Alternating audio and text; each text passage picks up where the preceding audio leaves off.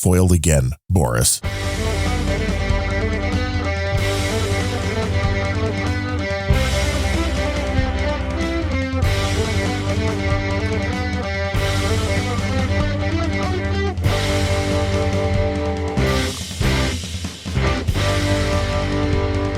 Hello and welcome to episode number 38 of Unrelenting. Unrelenting.show. Yes. Wow. 38. We're almost to 40. Mm-hmm. I'm Darren O'Neill. He goes by Sir Gene. I mean, nobody knows what his real name actually is. That's right. He's from a bunker somewhere deep down near the border. It's probably an escape route that you're looking for. Yeah. Well, you're a lot closer to the border than I am. I know. I'm in probably one of the most socialist parts of America right now. Are you enjoying that? Nope. I hate it. The insanity. But it's too hot to go anywhere, so I'm waiting it out. You wait till it cools down? Yeah, that's why I said last year, too. I was like, hey, I'm going to move out of Austin, but I'm not going to do it in this heat of summer. I'm going to wait till it's nice and cool. Or are you going to move south so you can get even warmer? Yeah, that's the plan. Go into maybe Mexico. I mean, I could see you as a Mexican drug lord, cartel leader. Drug lord, yeah. Please. Yeah. Please. Me? No, I don't even drink anymore. Well, it doesn't mean you can't move the stuff around. Yeah, that's true. I do have some logistics talent. The big news, though, of the week, of course, the don't call it a raid of Donald Trump's Mar-a-Lago residence. Oh, somebody said not to call it a raid? That's the new thing that they, for the left, doesn't want it to be called a raid. What are they calling it? Probably like just an investigation or something. Mm-hmm, mm-hmm. I mean, this was just a normal stop. The FBI was just in the neighborhood, and they wanted to drop by and say hi to the former president, as one would. I mean, I've always wanted to live in the Banana Republic, and I guess I got my wish. They wanted to go fondle Melania's panties, I believe. They spent a lot of time doing that. It literally sounds like a story from a lot of the countries south of here. Yeah, this is what happens when you have a political rival. Comes in. Yeah. Mm-hmm. You're like, well, we don't like those old guys, so... or like a country east of here, like, say, Ukraine, for example, where the political rival was imprisoned. It is a very corrupt country. America or Ukraine? Or yes. Yes. Mm-hmm. I mean, we've talked about all of that, but with Ukraine, the whole concept that the current regime is good is like, well, no, they were shutting down television stations. They were getting rid of the opposition. But with this Trump story, the best thing about this, now, I don't know if you've seen any of the coverage of this. A little bit. Did you see the lawyer that Donald Trump has that was on both Hannity and O'Reilly yesterday? Did not watch either one of those. Well, you need to YouTube. Okay. Trump's attorney, Lindsey, Lindsey Halligan. Mm-hmm. Okay. And this will come up, I'm sure, from last night. And I'm sure he'll show up on Tim Pool sometime. Well, it's a she. Oh, well, even better. And the minute, I mean, I really couldn't help myself. My wife and I were watching O'Reilly, and she pops up on the screen, and I'm like, now that's a lawyer. Because is she like a Fox News lawyer? Like hotter than any of the women ever on Fox. Really? Yes. That was the original kind of, stereotype or model they were going for, is we want a hot lawyer to be the news anchor. Yeah. And I'm like, Donald Trump, good hire. That's really all that I could think of. But she was on the grounds with the FBI, and this whole thing sounds... Wait, so she's living in their house? No, but she was called once. That'd be pretty hot. Yeah, I know. I'd be like, hey, there you go. Who needs a nanny when you got a hot lawyer? Uh-huh. And she knows exactly what you could do legally because lawyer. Yeah. Yeah. Well, but legal is, it depends on the definition of legal. Yeah. That's true. It depends on the jurisdiction and how corrupt the legal system and judges are in your particular. Well, the FBI area is definitely the private police of the federal branch.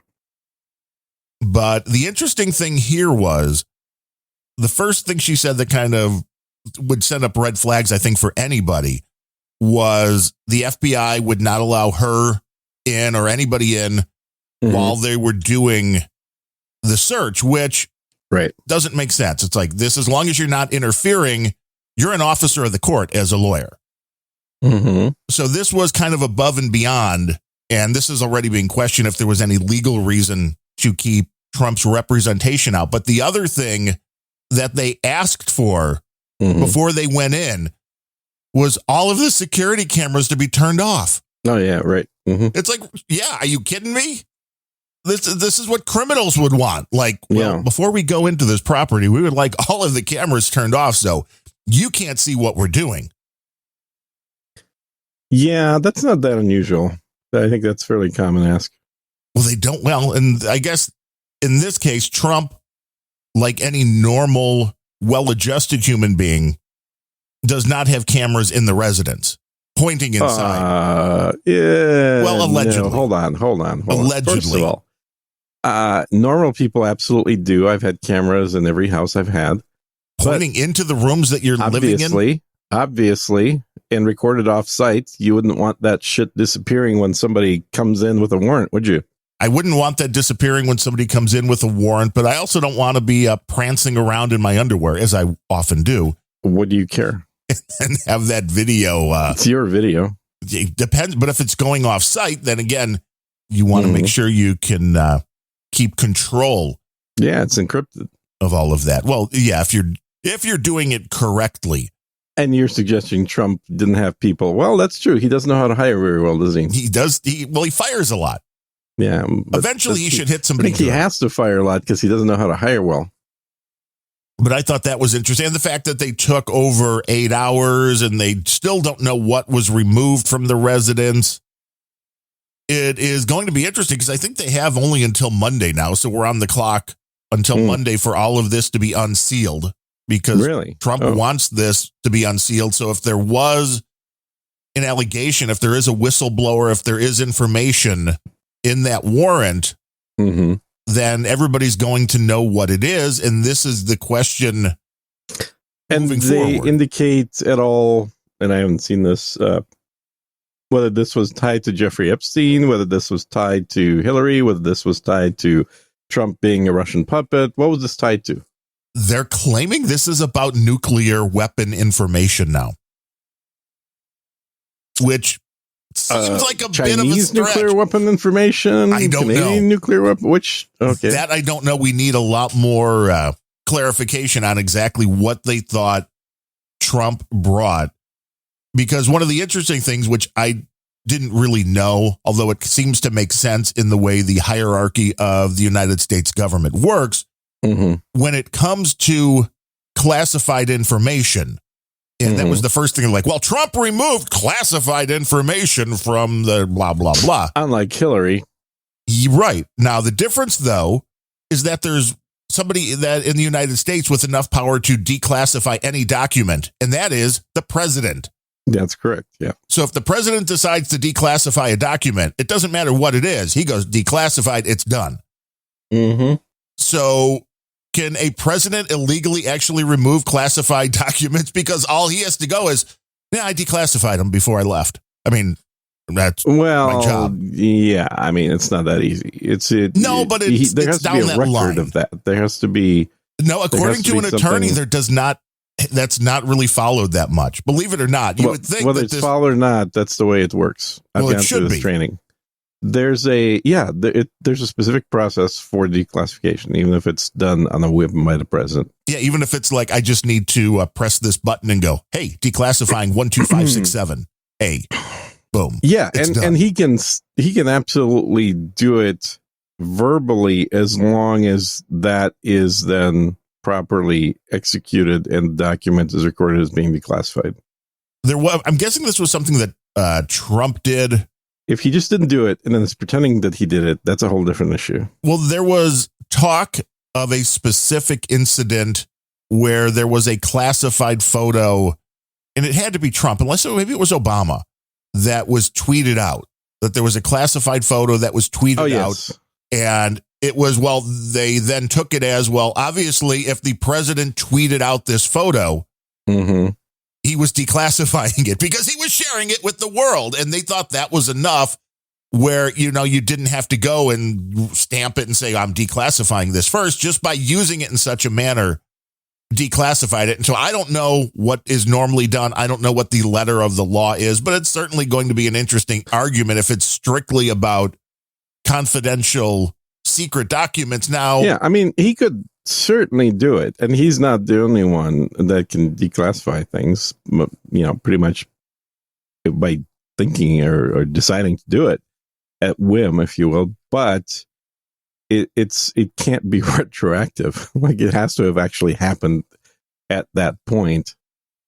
And that would require. Well, it depends what the paper trail requirement is, and that I don't know what it is. Because otherwise, Trump could just say, hey, well, I told my lawyer, I told whoever that I was declassifying these documents. It can't be the lawyer. It depends on what type of document it is, which agency it came from, and what the classification was. Now, the fact that they're saying it may be about nuclear weapons, you're kind of going down that pathway of, so do they think Trump's like selling our secrets to the Chinese? I thought that was Biden and his kid were selling all exactly. Okay, so we're going to jump topic slightly. Sure. But because this is nuclear related. So I have zero proof of anything. This is just purely hearsay that I've heard. But it's interesting stuff that the Zaporozhye nuclear power plant, which is one of the, if not the largest one in Europe right now, that is currently held by Russia and being shelled by Ukraine, that Ukraine doesn't want nuclear, what do you call them? Investigators? I don't know. Inspectors. That's the word, right? They don't want them showing up there until it's in their control, which seemed kind of weird, right? It's like, well, what do they give a shit whose control it's under? I thought the whole point was to make sure it's safe. Right. They need to verify that the water pressure, crapola, whatever's in there is correct. Yeah, that the core is being cool, that there's no leaks, that everything is functioning correctly. So the theory that's going around, which again, I have zero proof of, is that the reason that Ukraine doesn't want them, the inspectors in there, is because they've been using that power plant to create fissionable nuclear material for a weapons program. Well, that would be inconvenient. Yeah, which is also why it may be better for them to blow up the evidence and have a massive radiation area. Yeah, I was going to say, it's not really covering a large part of Ukraine power plant. Yeah, than to have those questions come up as like, well, hold up.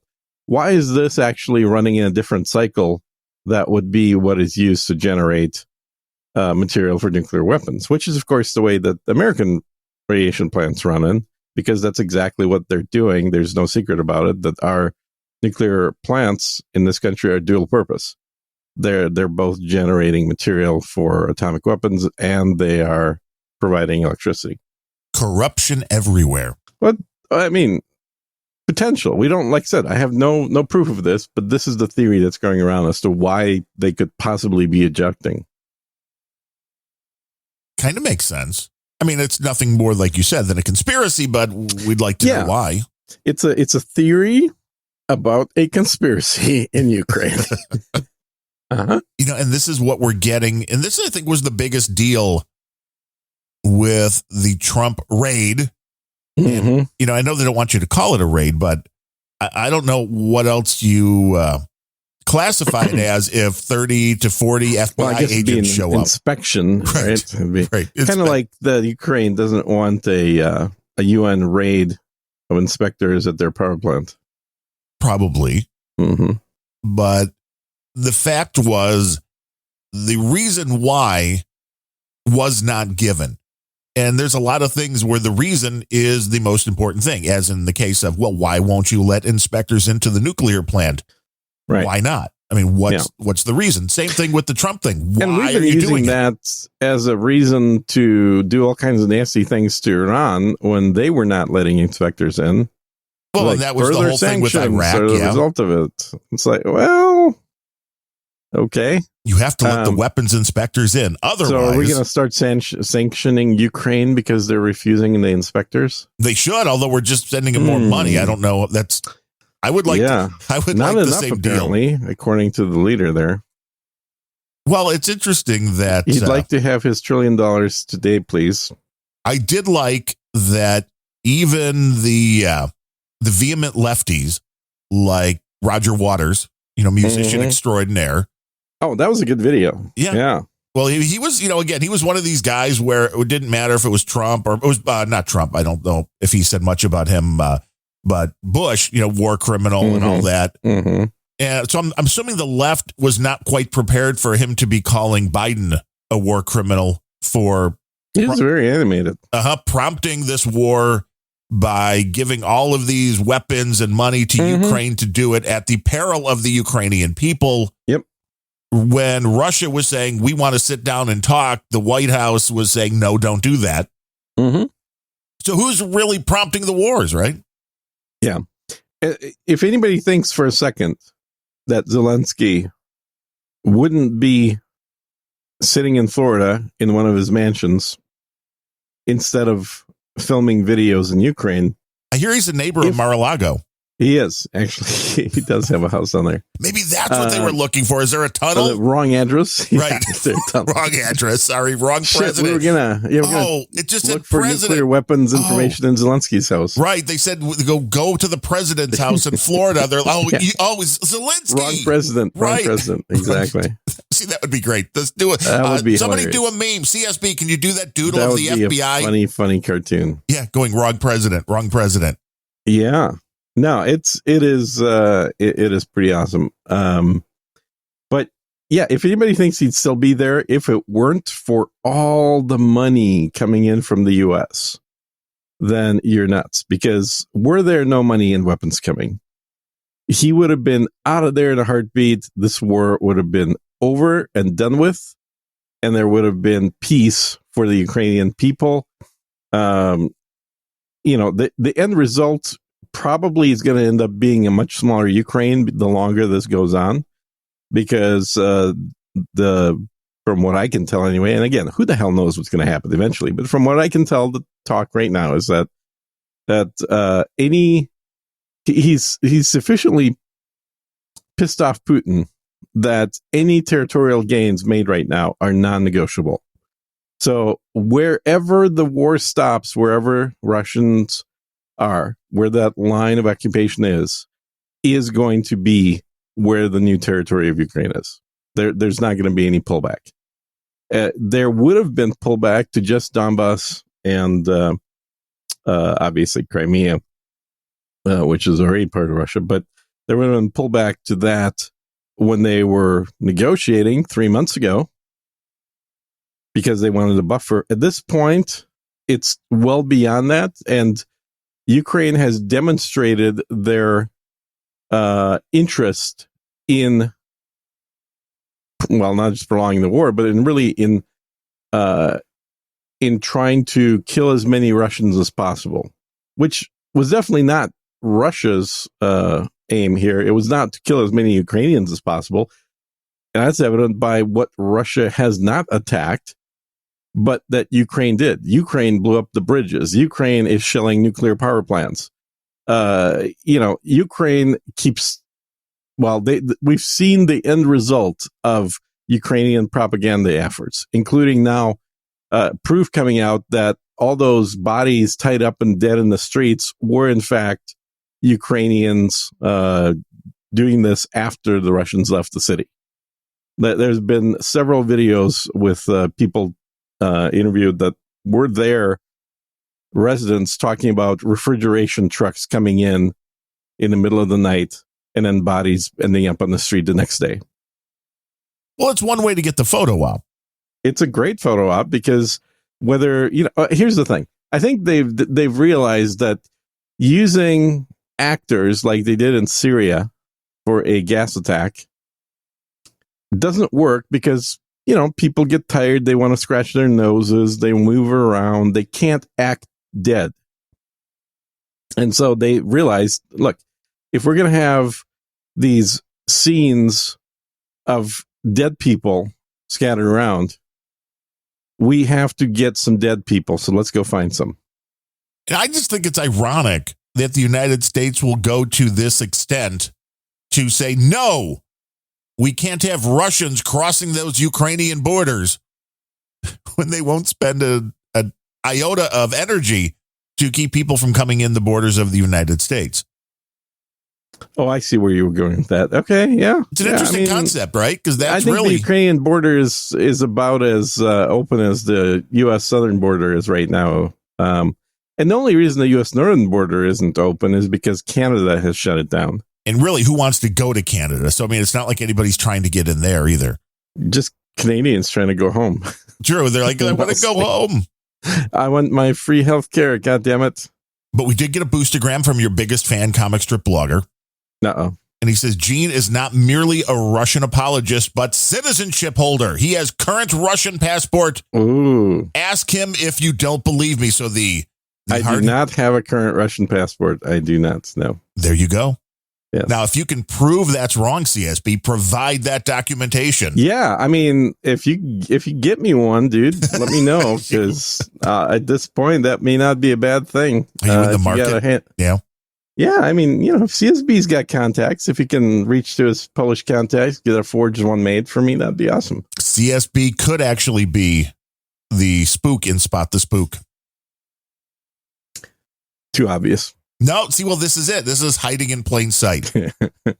There was an article the other day, like if you're staying in a sketchy hotel room, like where you can hide your money, it's like, well, not in the sketchy hotel room. But it was like, well, put it in shampoo bottles and, that kind of thing. Never put in shampoo bottles, dude. Those are always the first things checked. Yeah, well, this is what you get with the internet today. I think it was Lifehacker, or maybe it was something else. Lifehacker, I just have usually slammed because they're the ones with these kind of really idiotic articles that just seem to keep popping up. And if you remember back in the day, Lifehacker has horrible articles. They're written by people that are paid $5 to write an article. But it was used to be a good website like 10 years ago, maybe more. 20. Maybe. 20. Okay, 20 is probably about right. Where it was like, hey, this is interesting stuff. And I think it's because there's only so many times you can regurgitate the same information, because in reality, to live a good life, to have all of these little tips of things to do. Well, Lifehacker is part of the Gizmodo. Yeah, Jalopalunk and all that. Yeah, Jalopnik. That whole group of websites, notoriously bad at paying people for actual work, and therefore the quality of the work was crap. Yes, but it's like that's you could hide things in plain sight. There's something to be said with that. I mean, I know that there are products out there, and I have $100 bills just laying around. You're just laying on the ground, just so people come in. But you don't know which ones of those are forged and which ones are real. Or which ones are covered with enough fentanyl to kill you. That would be all of them. So it's a no-win situation. I'm just saying, if you see money, don't pick it up. No, well, at this point in time, that is a reality. If you see a dollar bill, do not pick it up. Not worth it. There are some really cool, they call them safes, but they're just diversion devices that look exactly like a can of soda or a can of shaving cream. Those, I think, can do a decent job. If somebody is going through your house quickly or your room quickly, that they might not. Although in a hotel room, I think any of those bottles are going to be suspect. Checked. Jewelry hidden in fake bottles is very common, so I wouldn't go there. If you want an actual recommendation for a place to hide, a false bottom garbage can is not a place most people look. That would make sense. Because, and especially the kitchen one that has some, foodstuffs that are starting to rot.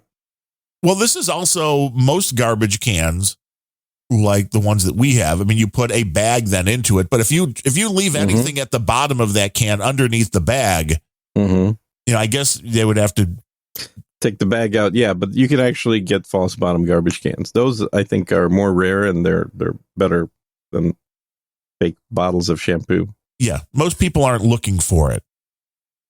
That's the trick. Just put it somewhere it's just so far bizarre And another way, another thing that I've seen somebody do is to tape something like a small package of something valuable, like money or something, to the inside of the shredder basket.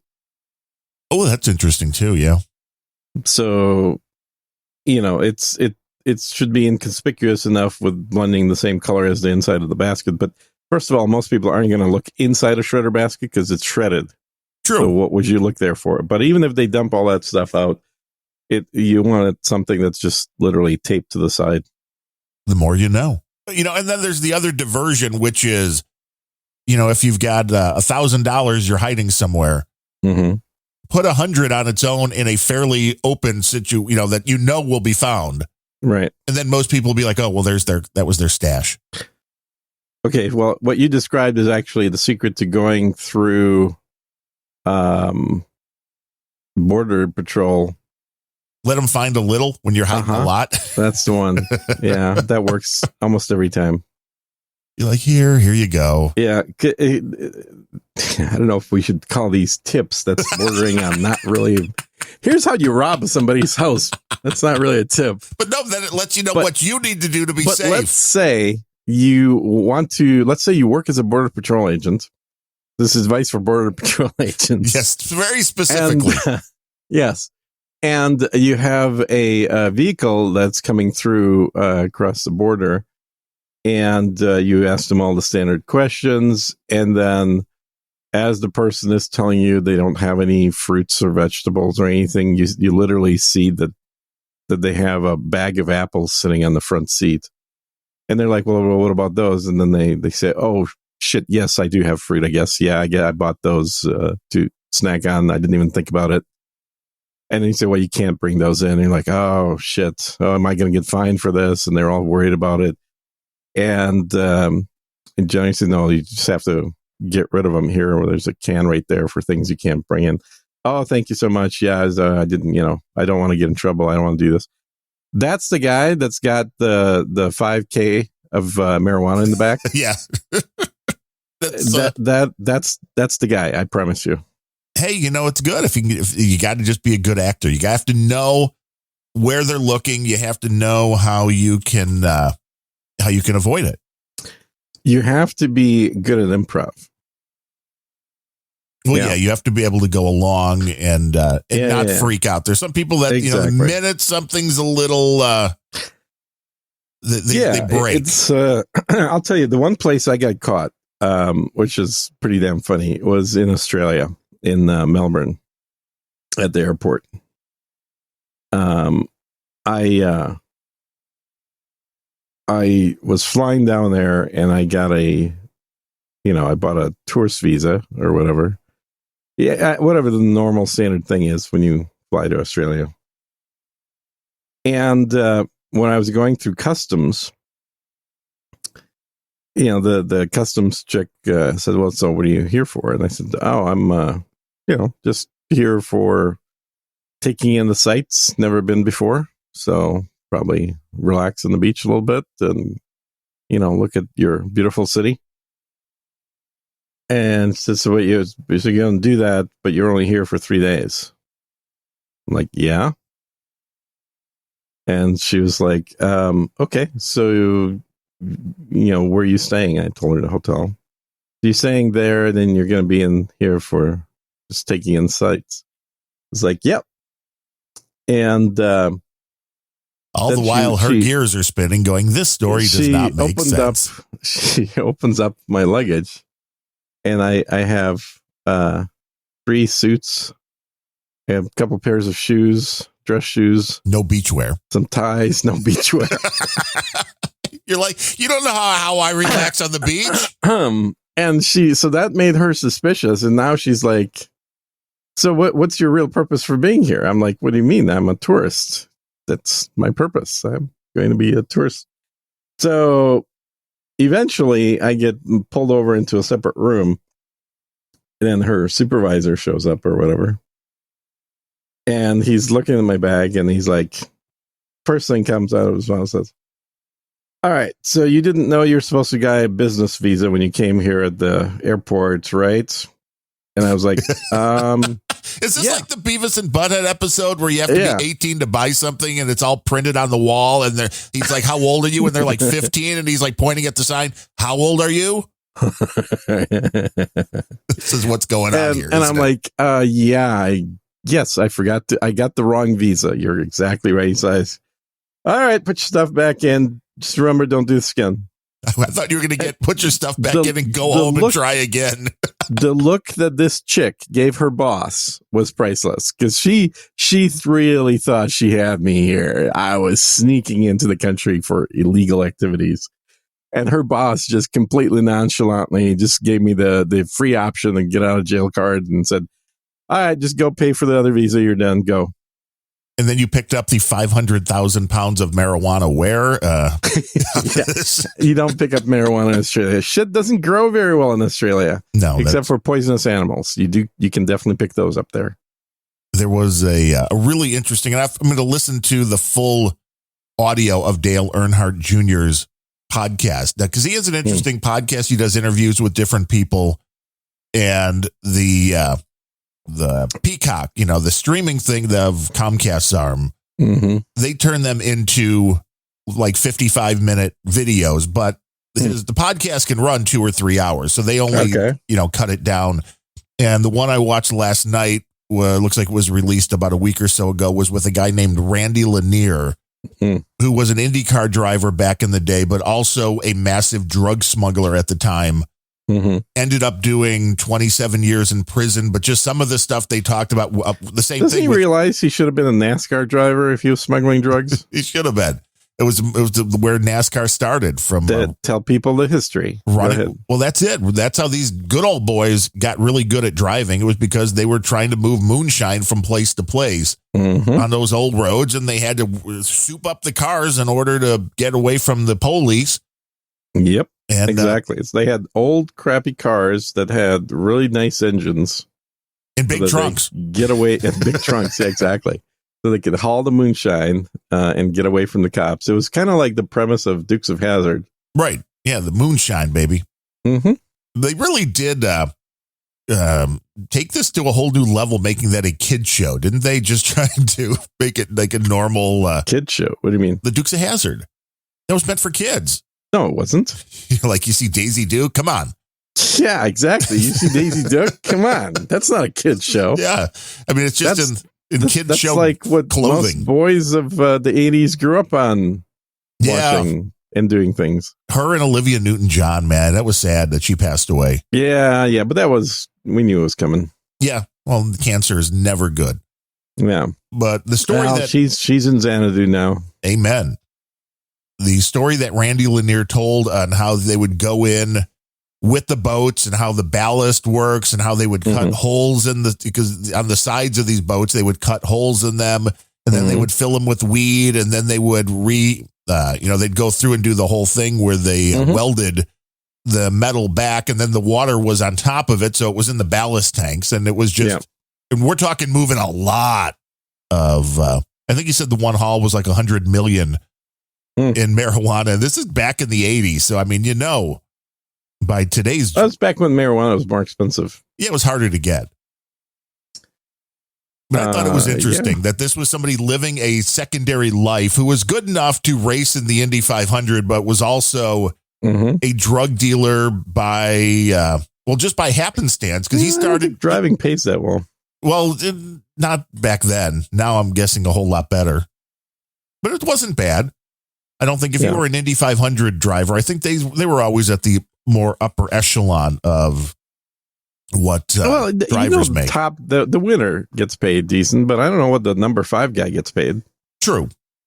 You have to be a winner. You got to take that prize money home. Yeah. It's all about hiding in plain sight. And unlike boxing, it's not just, one winner and one runner up. No, there's a lot of people. There's a lot of runners up.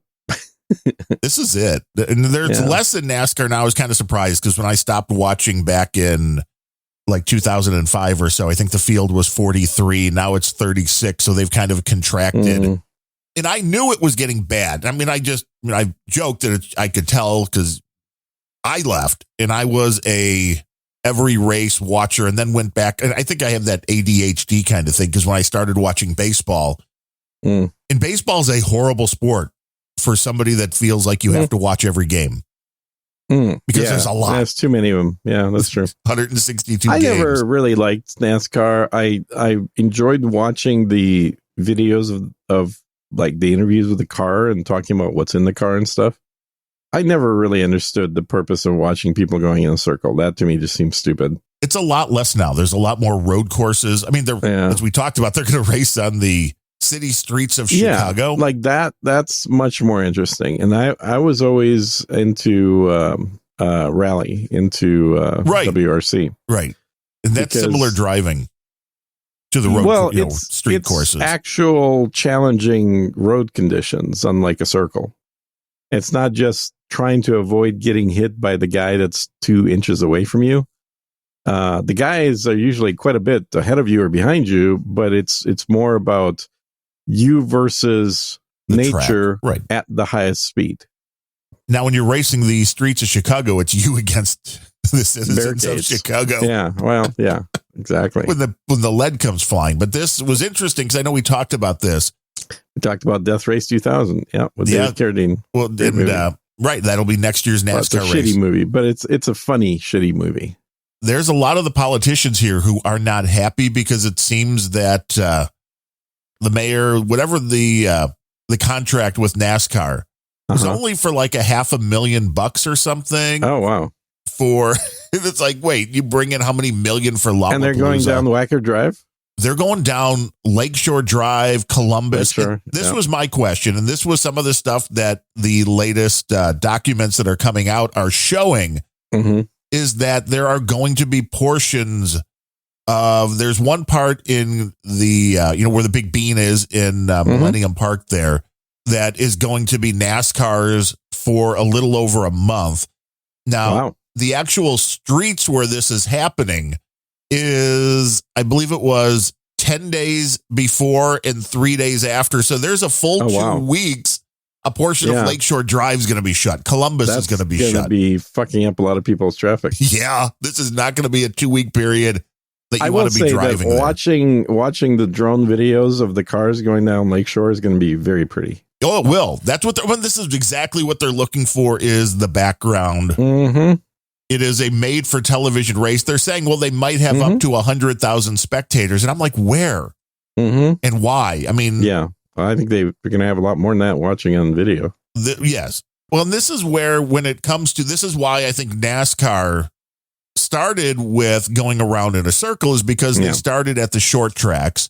Yeah. And if you have a quarter-mile or a half-mile short track, you can sit in the bleachers and you can follow the car fairly easily all the way around the track.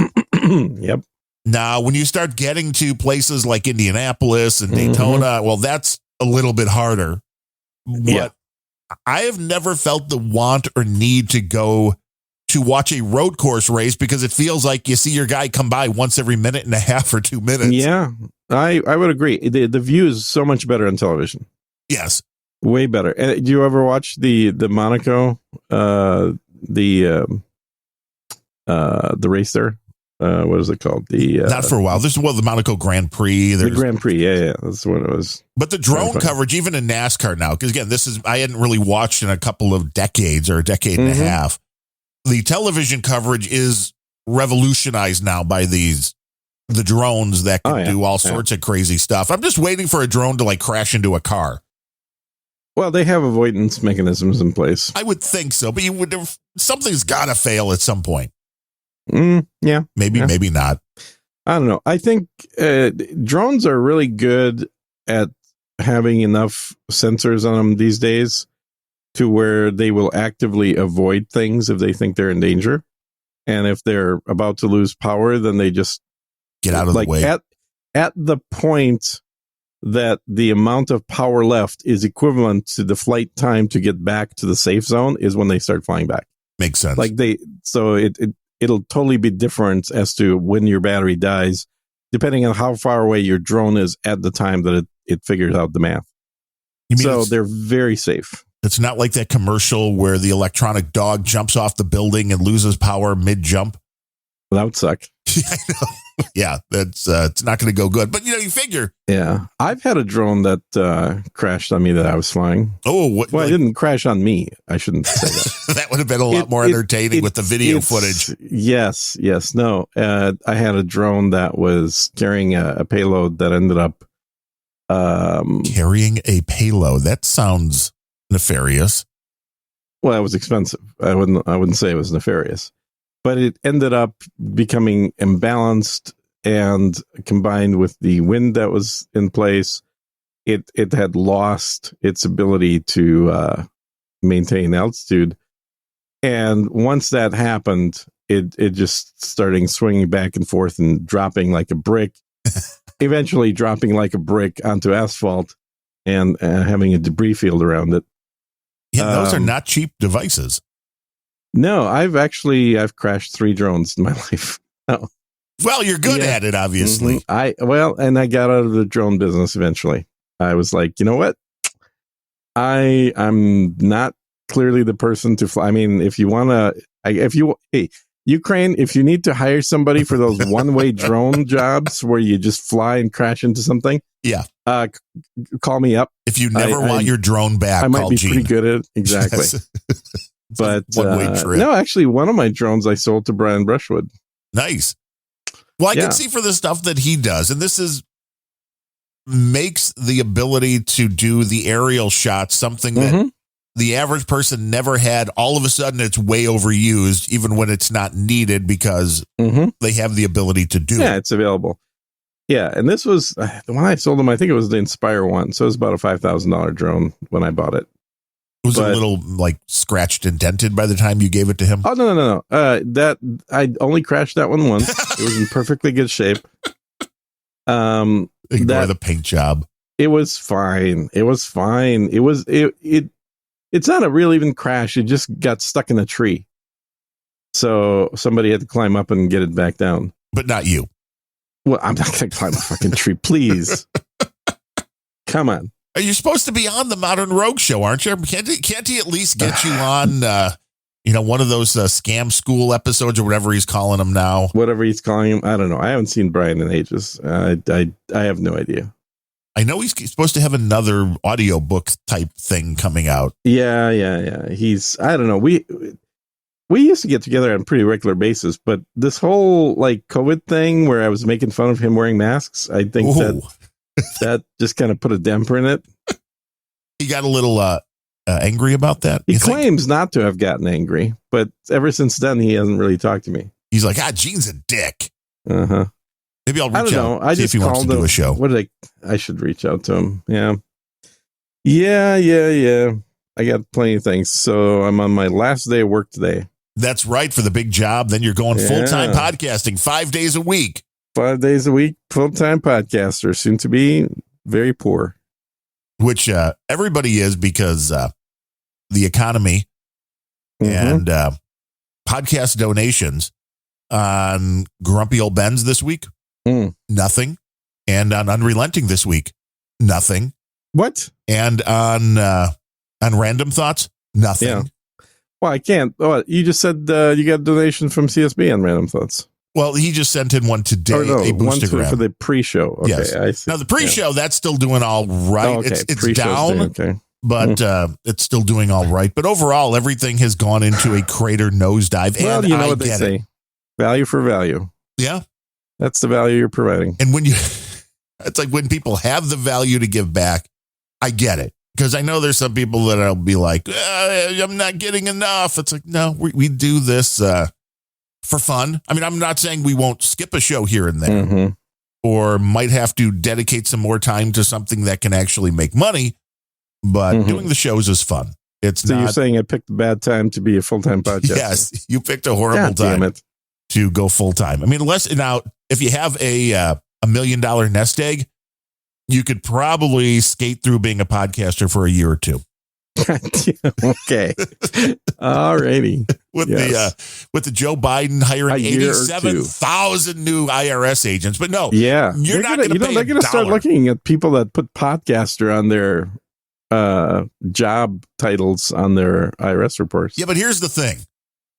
I think those are the people they're not looking at, because if anybody actually, and I do, because of the fact of, one, PayPal has made it nearly impossible not to, if you're using that as not just PayPal, but any way that you're taking money online is going to end up giving you a tax form.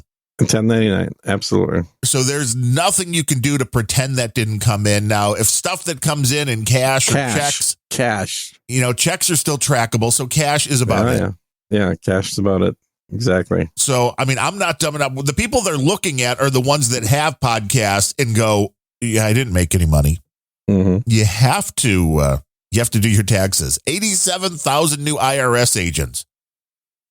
That's, I was trying to compute this the other day, because what do you think a new IRS agent makes? $87 billion. Right. This is the not $1 billion per agent. No, it's not. It's 87,000 agents. But it's billions of dollars that they're spending to hire these 87 people. billion. No, that's the number. They've talked about it. It's 87 billion is the cost. So it's like 100,000 per agent or something like that. Wow. At least. That's at minimum. It's absolutely insane. And then that's a yearly cost. That's not a one-time cost. Yeah, because people actually want to get paid. I mean, I have a slightly different viewpoint on this now that my wife has a government job. Yeah. Because I didn't realize that the government jobs, you get your raises based upon your ability and how well you're doing, like every other industry does. But the government also has a built-in inflation. Yeah. So it's like, inflation's up 39% this year. Here's a 39% boost in pay. Yep. It's like, holy crap, that's crazy. Well, and then, dealing with the millennials out there, that they kind of expect that as well from normal jobs. And it's like, that's not how it works. Right. Company has to be profitable first. Yeah. You always go back to the look at what a hamburger joint or a pizza place is going to do. It's like if they're charging $10 for a pizza and their cost goes up by 50%, they certainly cannot afford to pay the workers another 50% higher. No. It's like, this is why there are robots prices now. Are going up. Yeah, and I think everyone will be replaced by robots at this point. And really, the food in most restaurants, I mean, okay, not fine dining, but for fast food, the food will be better if you have a robot making it than a 16-year-old. Because the robot's not going to spit in your food. Also true, but they're also going to be consistent, which is, it's the one thing, anybody that cooks knows this. Consistency is the hardest thing to keep going. And this is why I love watching. And I know it's just like watching a train wreck, and it's like watching the same episode every show. But Gordon Ramsay's done these shows.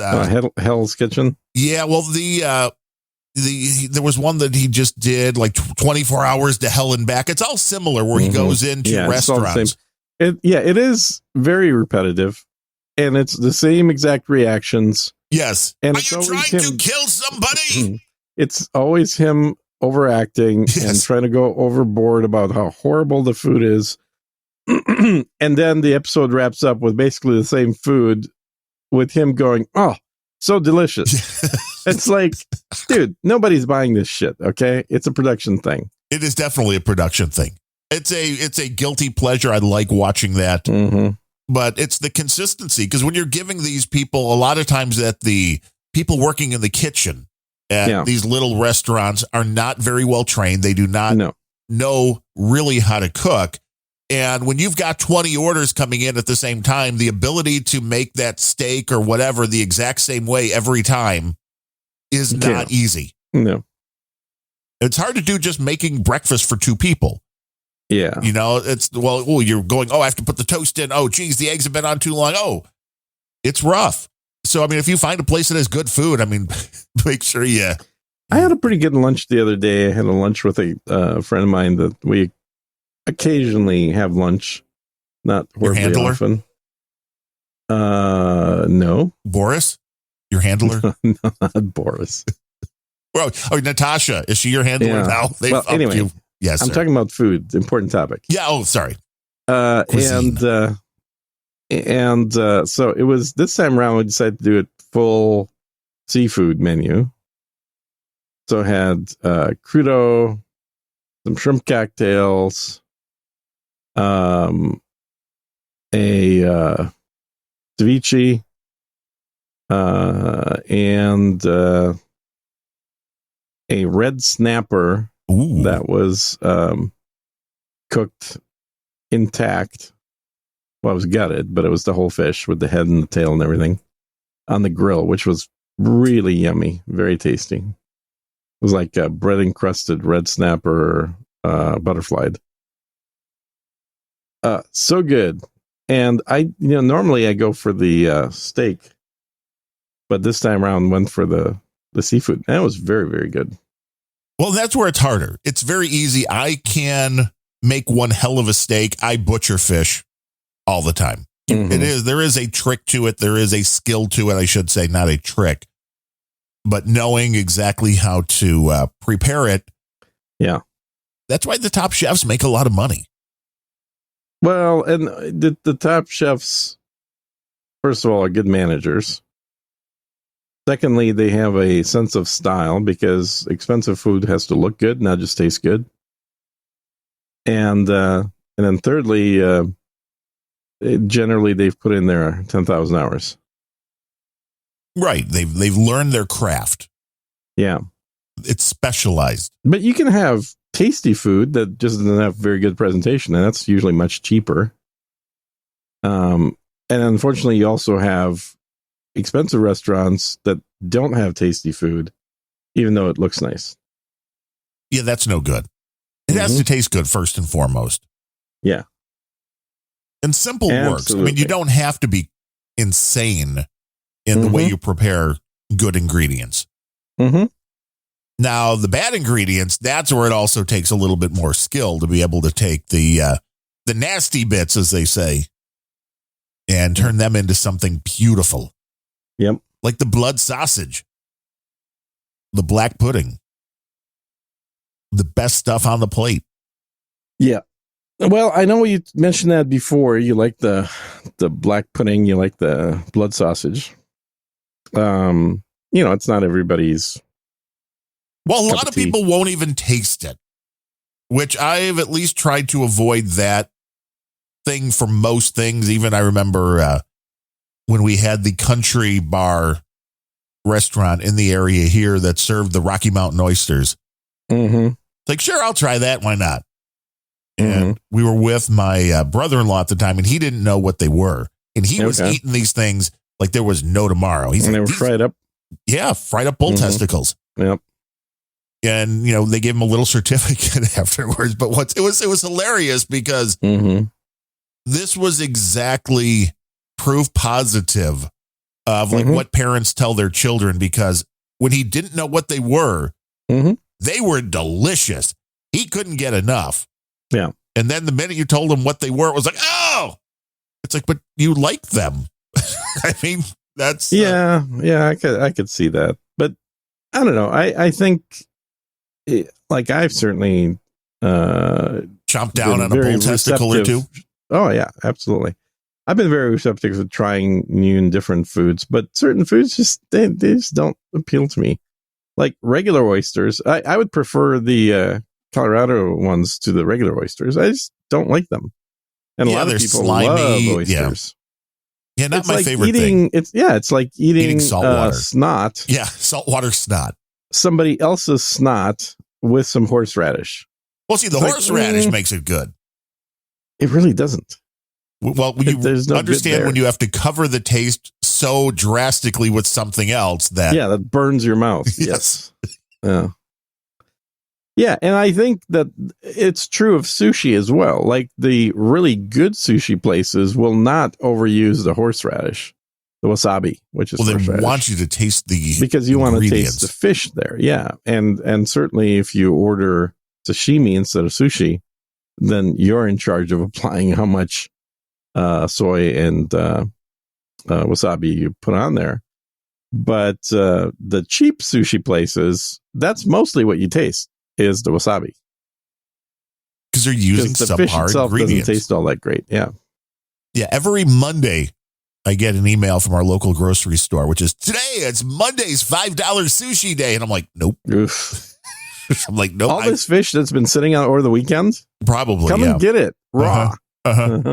Like, no, I see. And again, that's something I've never tried, and I will at some point because I'm just a Luddite when it comes to it. Sushi in general? Yeah, never tried sushi. You've never had sushi? No. Well, you don't really travel. I wouldn't recommend sushi in Chicago. I'd recommend sushi in cities close to water. Right, somewhere where it's fresh, absolutely fresh, and not lake water. Don't want it to be sitting around for any length of time. The less time it is spent not alive. Is no good. And generally, all this fish is flash frozen. So even if you're eating sushi in, Seattle or something, the fish is generally going to be flash frozen. Now in Japan, you can get sushi that's got fish that's never been frozen. That's a little more risky because it could still have parasites in there. Oh, where the heart's still beating, man. Not that quite that far. No, in China, you could probably get fish that's actually moving and eat that. They're into eating live things there. Really, like bats, or a cat, or a dog, or any other critter that happens to be in a cage. Well, the dog can be tasty, I'm guessing. I've had dog. Dog doesn't taste very good. Wow, people are going to hate you for that. No, they're not. They hate me for Ukraine. They can't hate me for eating dog. What kind of dog? Where were you? How was it prepared? Korea. This is okay. That makes sense. What, are you gonna not try dog when you're in a restaurant that has dog? Of course, you're gonna try dog. If I'm here in Chicago and they're serving dog, yes, I'm going to avoid that, and the restaurant probably. You might try it. You'd be like, oh, let me see. Well, I've tried. I've never had monkey brains. Oh, no, I've seen that though on Faces of Death. Oh, have you? Yeah. Yeah, remember that video back in the day? They served the monkey brains live? Yeah, where they put the monkey like in the table and then they just like smash its head and then it's like... Well, I don't think they smash it. I think they screw its head in so it can't move and then buzzsaw the top off. And then you can eat the brains out. Fresh brains. Oh, a lot of people do enjoy the taste of brains. Like you buy all kinds of animal brains. It's not a problem to get that stuff in the grocery store. No, you can buy brains and tongues and all sorts of things. Well, but brain, much like oysters, is just not an appealing organ to me. It's just, it's one of those things that... you want something with a little more firmness and substance to it. Yeah, I mean, it's like, it's more messy, or it's more texture-y, I should say, than just like Jell-O. But it doesn't have the firmness of, protein like organs like muscles or anything. I don't know. It's not appealing whatsoever. Tongue has the opposite issue, I think, because it is purely a muscle. And I'm not a fan of tongue either because tongue... No lengua tacos for you? No. It has... again, the texture of the tongue, which is just muscles and blood vessels, it just it doesn't do anything for me. Your voice just went up like 3 octaves for that one. I don't like it. I don't know. No tongue. Yeah. No tongue. My mom used to like tongue. She used to make it all the time, and I just never freaking ate it. Well, that may be why you don't like it. There's she made it a reaction like you were forced to, and you're like, I was never forced to eat it, but she enjoyed it, and it was like, definitely one of the meals as a holiday meal. The big tongue comes out. Had tongue, and it looked like you gotta have horseradish. You gotta have horseradish for all this stuff. Did it look like the Rolling Stones logo when it was brought out on the plate? It actually looks just like tenderloin. And you're like, well, I like tenderloin. I do like tenderloin, but tenderloin, here's the difference. The tongue is a muscle that gets used constantly for the life of an animal. The tenderloin never actually ever gets used. It is a muscle that is hooked up to things that don't actually need to be moved. Which is why it's so tender. It's so tender. It's so good. You could eat it with a spoon. It is hard to beat a good tenderloin. There's nothing else as far as I'm concerned. They're like, I've eaten tenderloin raw straight off of a deer that was shot because it was so good. They're like, oh, no, you were supposed to cook that. And you're like, no. No, nobody cooks them. Everybody eats those raw. Just digs right in, blood dripping down your beard. Yeah. exactly. You're like Grizzly Adams out in the wild. Once you butcher the deer, and there's plenty of other meat that you're going to be cooking, but the tenderloin is just sitting there waiting for you. I would still rather brown the outside and get it to a nice medium rare. God, no. What's ruining it? Although I've never had a venison tenderloin, so. Oh, you haven't? No. No, it's still got a little bit of that deer flavor, but it's very, very similar. Get us a big bison, cut that baby up. I love bison. I eat bison meat at least once a week. It is delicious. You can get I ostrich really do meat. prefer You have that? bison. How about ostrich? Ostrich, I find to be a little too dry. Well, that's why you got to add a little something. But bacon? Yes. Okay, there you go. Because everything is better with bacon. That's the marketing, at least. Yeah. I mean, it'll kill you, but yeah. So, here's the other thing. I don't know if I talked about this. Did I talk about my? Maybe I talked about my full medical thing last show.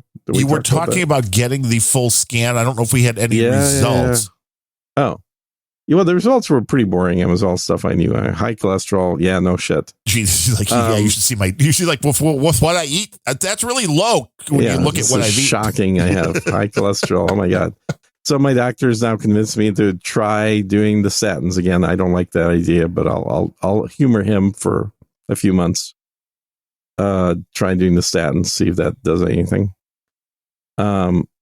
But other than that, the other thing was there was one of my arteries in the heart has quite a bit of cholesterol in it, which is not good. Yeah, build up there is not good. Not a good place for it. So I've been doing some research on what Roto-Rooter activities are available. Now, is this an area where it's in the heart, or you can do it right outside? You can do stents if it's in the right place. Yeah, it's outside. It's one of the 4 arteries going to the heart. Now, depending where it is, that was the issue with my mom, was that they had a couple of blockages, and one of them was in a place where they're like, unfortunately, we can't get a stent there.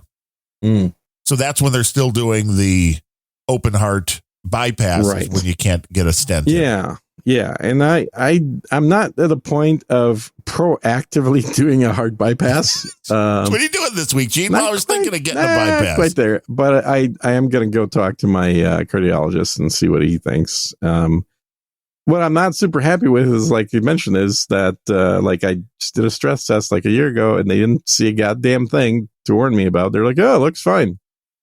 It's like, okay, well. But when you do the full body CAT scan, apparently you can see all kinds of things. Oh, yeah. Well, it's more than the stress test because they're looking for different things. Yeah. Like 2 years ago when I had one of the issues that was great because I love the hospital here, especially if you have insurance. And, it's like, well, we're pretty sure this was just, the gallbladder, which it was just giving me, chest pains. But he's like, it's been however many hours. He's like, if this was a heart issue, this would be very rare for it to not have, done something more at this point. Okay. He's like, but, if you want the full stress test with the dye, they'll do that. And I'm like, oh, sure. What's that? And then they put you in like an MRI kind of machine. It wasn't it was a similar scanning machine. Yeah. And they do the heart scan and then they put a dye into your system. Yeah. Well, then you go and do the stress test and then they put the dye into your system, or I forget which that was, but then you get back in and they do a comparison. And that's where they can see how the blood's flowing and if there's an issue. And I'm sure there's different types of tests that do that, but you can run and your heart's beating fine, so you're fine is not necessarily the truth. No, because there are plenty of people that are runners that die of heart attacks too. Yeah, so Jim Fixx, man, right? That was his name, Jim Fixx, back in the day in the 80s. The guy that wrote all the books, like running is great, running is awesome, and then he drops dead. Died. Yeah. So what happened to your gallbladder? It had to come out. Oh, he did. So how fast was that surgery, or what did you have to do? The gallbladder surgery wasn't bad. That took maybe 2 hours or so. And That's still quite a while. It ended, well, it would normally have been outpatient, but I wound up staying overnight because that's when I went into AFib after. Oh. And the nurses didn't believe it. They were trying to push me out the door, literally. And I'm vomiting because I don't do well with most of the anesthesia. Yeah. So I have a tendency to vomit. So you were under anesthesia when they did this? Well, yes. Oh, okay. They don't leave you awake when they're putting a robot. Oh, no? I thought for something like that they would. I mean, maybe you could if you wanted to. But I was vomiting so much, and then all of a sudden I felt my heart rhythm go off. And they're like, no, you're fine. And I'm like, no. And, the anesthesiologist came in, and he's like, well, let me see. And he listens. He's like, yeah, we're going to get you an EKG. Wow. Okay. And whatever medication they get. I mean, you have to realize that part of it was you don't eat anything for 24 hours before the surgery. So your body's at that level. And then you're going through that, and then the vomiting and all that. But with the gallbladder, the guy was kind of amazed that it didn't cause more problems, because he said it was mainly one gallstone. Yep. But he said it was the size of a small chicken egg. That's interesting, because that's one of the other things that they found was I have a golf ball size gallstone. There you go. That's going to get you at some point.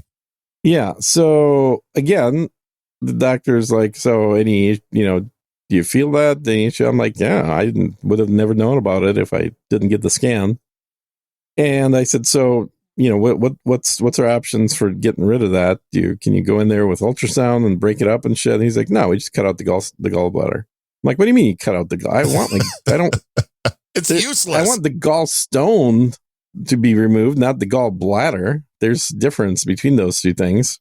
No, they take the whole thing out. Yeah, they take the whole thing out because they're pussies. And it's the magic of the machine. It's named after somebody. I forget, one of these old, like the Galileo or something machine. No. And it's like magic. They go in and they had to make it a little bit of a larger incision. Normally it would just be a very small or 2 or 3 little incisions, but to pull the small egg-sized thing out, they had to make a larger incision to. Well, you know what they say. The bears. Yeah, I mean, well, this is why the stuff is down there. And when my wife needed the gallbladder out, she was in serious pain. I mean, it was the low, the area where the gallbladder is. She could feel pain. I never felt pain. No, what I had was the heartburn that would just not go away. Interesting. Okay. And it was not fun. I mean, when I say it wouldn't go away, once it was okay, well, just stay away from fatty foods, and that I was able to go a few weeks without an issue. But then once it kicked itself back in, I mean, I had heartburn for days, if not a couple of weeks, where it just wouldn't go away before they could get the thing out. And you were even taking everything, the heartburn pills or whatever. Yep, no bueno, man. It was not fun. Once it finally decides it wants to come out, you want to get it out.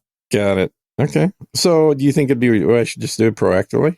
I mean, if you have a golf not ball medical size, advice, right? This is not medical advice. Because what the doctor said is, if it's not bothering you, then you're fine until it starts bothering you. But also at that size, there's no risk of it, getting jammed up anywhere. Right. It's not coming out. It's not coming out. It's just going to be in there. Right. So all you're doing is just taking a lot of that volume up that you normally would have bile in, is just taken up by the gallstone. Now, the thing is, if that moves to block that duct, and it starts producing the bile, then that's kind of like having, which I do now, the infected tooth, where it's like, we got a problem.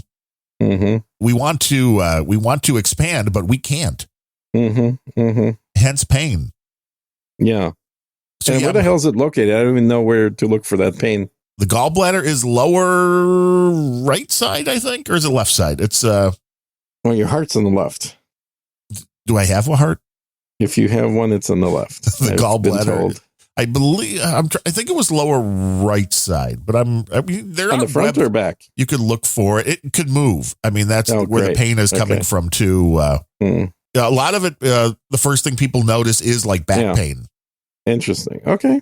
Well, I'll keep an eye on it. Maybe I'll do a proactive removal thing. I mean, if all goes well, it's an outpatient thing. You go in, it's all done robotically. I think it's the Da Vinci machine they use. Oh, okay. And they go in, they pull it out, and just draws a big picture on you. And I swear, even with that size of, it should. You should get a little piece of artwork when you're done. Nice. But so I spent the night in the hospital one night. And once I got home, I think I took one round of Vicodin. Otherwise, it was just on to Tylenol. I mean, there was no pain. I mean, it was the day after. Every now and then there was a little, cringeworthy pain, just little spasms here. After it was removed, you didn't have the heartburn gone. It was great. Yeah. Which was like, I don't care about the pain now. I mean, because it's just producing it in the liver and directly sticking it into your stomach instead of going through the gallbladder. Yeah, it takes a while for your system to kind of adjust, with what you eat and all that. But after a while, it's like, no big deal. Yeah. All right. Well, good to know. We do not give medical advice. I'll be getting a root canal advice next month. Yeah, that'll be fun. Root canal. Yeah. Oof. I've had one of those once. Yeah, I did. I had one a few years ago, and this was just a case of the dentist who we really liked, unfortunately, died. Oh.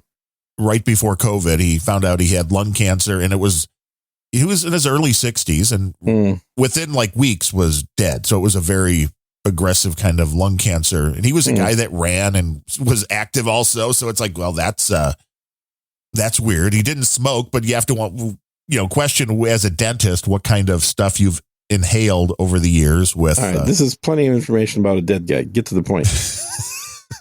So it's like I hadn't been to the dentist since right before COVID. And this is why when, I had a little bit of a cavity that got too far, and that's the end result. Although I found a nice female dentist just a mile away. And so even I can drive out there. It doesn't matter. Nice. Yeah, that's good. Nice and close. And you probably walk there. Yes. And the practice is also covered by the wife's new insurance, which will be kicking in on September 1st. That's so you're waiting until September to do it. Yeah, of course. Yeah. That was the first question that they asked when I called was like, oh, do you have insurance? I'm like, I will in a month. Well, like, root canals, let's see. Last time for me was probably a decade ago, maybe more, probably more than a decade. I'm trying to remember. I want to say a root canal was $500. No. It's $4,000 with the crown. That's mostly the crown. It's $2,000 root canal, $2,000 crown, I think it was. Well, that's a crazy ass price for a dentist. You got to find something cheaper. Well, this will be under the insurance, so that's the also. Well, that's the insurance price. The normal price should be closer to like a quarter of that. So this was the going rate as of like. It also depends on the tooth, because there are some that have like one root and two roots. Is it a molar or not? Yeah, it's a molar. Yeah. So yeah, it was $500 for a root canal. It was $300 for a tooth removal, and it was a $1,200 for the crown. Yeah, is the tooth removal was $400 would be if you just want it pulled out. Yeah. Yeah, because what happened with me is they did a root canal, and in the process of doing the root canal, the tooth cracked, and then it became a tooth removal. Oh, well, that's no fun. Well, it's definitely no fun, but it was one of those things where I kind of got lucky, so I didn't have to pay for the root canal. You're like, just pull them all out, man. I mean, if you botch up the root canal, it's not my problem. It's the dentist's fault, so they can pay for that. You're like, I could just give me some fake teeth. Yeah, those are expensive. Now, since that tooth was pulled out, looked into like, okay, what are my options? You could do a bridge, which is basically just a crown on the two adjoining teeth with a fake tooth in the middle. Right. Hence bridge. Or you could do an implant. I always wondered about that, why they called it a bridge. Then I'm like, oh, I get it now. Yeah. It's bridging the other two teeth. Exactly. So you're damaging two healthy teeth next to the empty hole so that you could put a bridge on there. Doesn't sound like a great idea to me. And then the implant was basically $2,000 to stick a little metal pin into your jaw and let it heal for 6 months. Yes. And then another $2,000 for the fake tooth. Well, remember that's what our buddy Bemrose had to have done on his front tooth because that was it was months, like you said, where they put the post in and then that had to heal and this all went back to accident. It was a drunken college accident. Okay. Where he went face first back then. Yeah, well, but he just had the permanent thing done last year or so. Oh, okay. So this was something where they finally needed to do that, but we'll drill a little thing in. We'll have a post. It's like, I don't want to think about it. Just do it. Don't tell me what you're doing. Yeah, people have all kinds of titanium things for, wrists and kneecaps and I guess not kneecaps, but knee ball joints and all kinds of things. So it's not horribly different. It's just, it takes a while for your bone to grow around the metal enough for it to be solid. The tooth be in there and not be loose. Yeah. Right. And you remember now, if anybody is following along at home, we started with, how about that raid on Trump's house? And one continuous conversation from that without any veering of any point. Yeah. No, I think that's the thing about this podcast. Like I said, we are the Seinfeld of Seinfeld of podcasts, because we literally have a podcast about nothing. And we just kind of stumble through these very loosely connected topics. That's why it's hard to do chapters, because it's like, really? Yeah. It's like one big chapter. That's all it is. Your chapters are basically just going to be the name of the person talking. Yeah. It's like blather, Gene Blathers, Darren Blathers, blather, more blather. So speaking of blather, I've kind of put a poll up on No Agenda Social to see how many people would be interested in getting a free beta account on my soon-to-be-released prepping website. Ooh. I don't know if you saw that poll or not. I did not. Sir Gene Preps. I know you were... If you go to No Agenda Social and you click on any of my posts, click on my actual icon on my face, the pinned thing there. Click on my face. The pinned link is the poll, which is still open. I'm going to keep it running for another few days to give me a better idea of how many people are interested. And of course, there are the jokesters amongst us, like my other podcast co-host, Ben, said he thought it would be hilarious if he put the no answer, because the two choices you have. Are you looking at it right now, or by chance? Or hell yeah, sign me up. And no, I am Polish and I hate you. Yeah, those are the two options that you have. Well, to be fair, I am part Polish, so I could go no. Well, and plenty of people have. You're like, damn, there's a lot of Polish people on No Agenda Social out here. Exactly. Hell yeah. So that would explain a lot of things. But I thought that would be a fair way to do the poll, right? That's just give people the two options that are the most likely ones for them. And so there were some questions about, like, well, what do you mean? What do you mean free? What does this entail? What format? Yes. So I'm going to clarify this very what site will this be like for this is to preppers, what is to something else? This is to preppers what a prepper website is to preppers. That does not describe anything. Well, that's correct. So here's the basic idea is I've got products coming in the prepper space right now. From Russia. From China. Oh, you're working with them too? Cheaper to manufacture than Russia. Yes. But is the quality where we need it to be? The quality is exactly where we need it to be. And so this first batch of products, I've already spent the money on. I've ordered already. And they're going to be delivered hopefully in the next few weeks. And they will be up on Amazon. So the products are all going to be available on Amazon. However, this is where this question comes in. What is the brand name that you will have these under on Amazon? That will be released once the first product is here. We're not releasing the brand quite yet. Although if you're a fan of this show, you probably will like the brand. That's the hint I'm going to give. Is it Russian Apologist? No. Or is it just Unrelenting Corp or something like that? It might be. See, then you have to cut me in. Do I? Why? Do you own the trademark for that word? I don't know. I own the domain. Not the good one, though. I own the good domain. Damn it. So close. Spent some money on that one. Anyway. Can I put my face on the product? That'll sell it.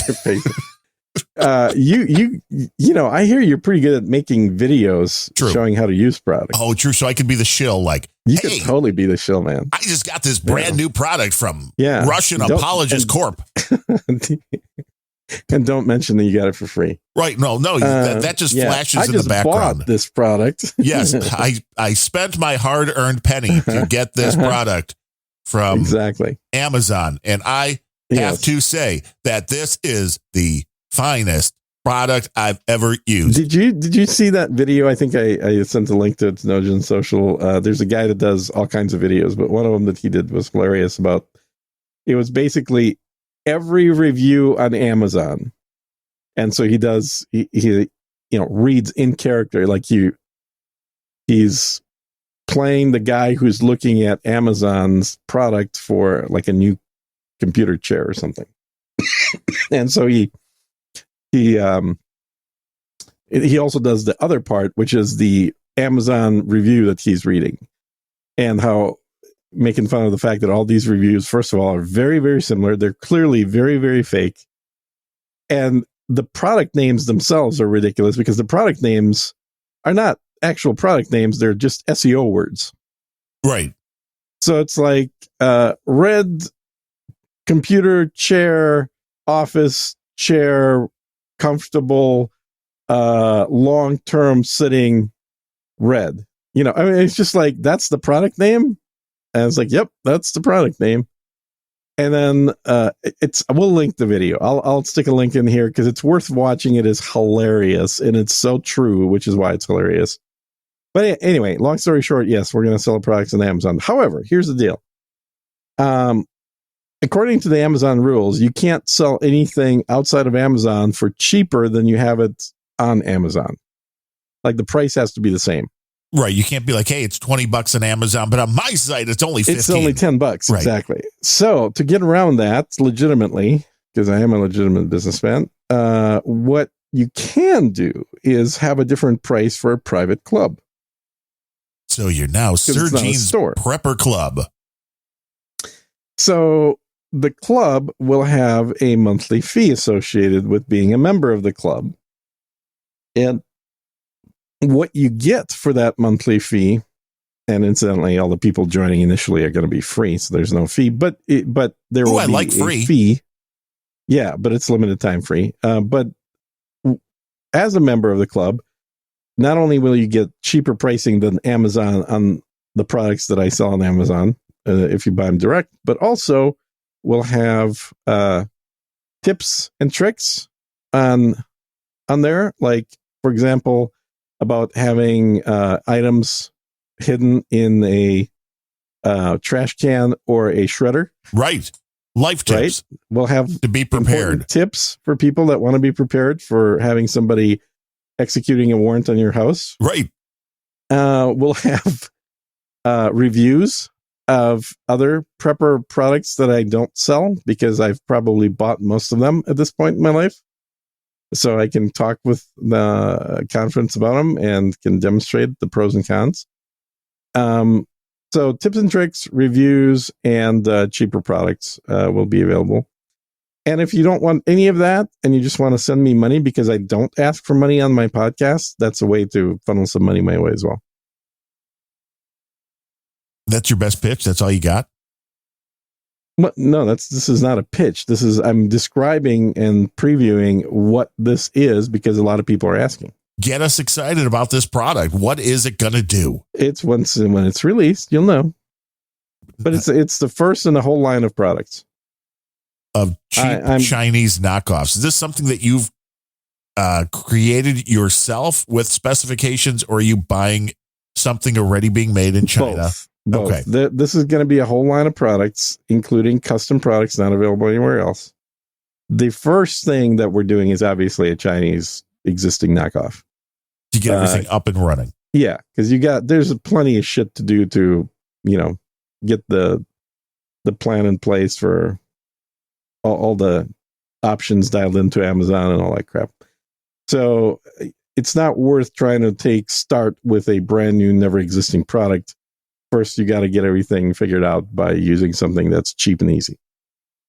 Emergency water and beard comb all in one. Dehydrated water. Yes, dehydrated water. Yes, that's certainly going to be one of the products that'll be available eventually. Sir Gene's dehydrated H2O. Just add H2O.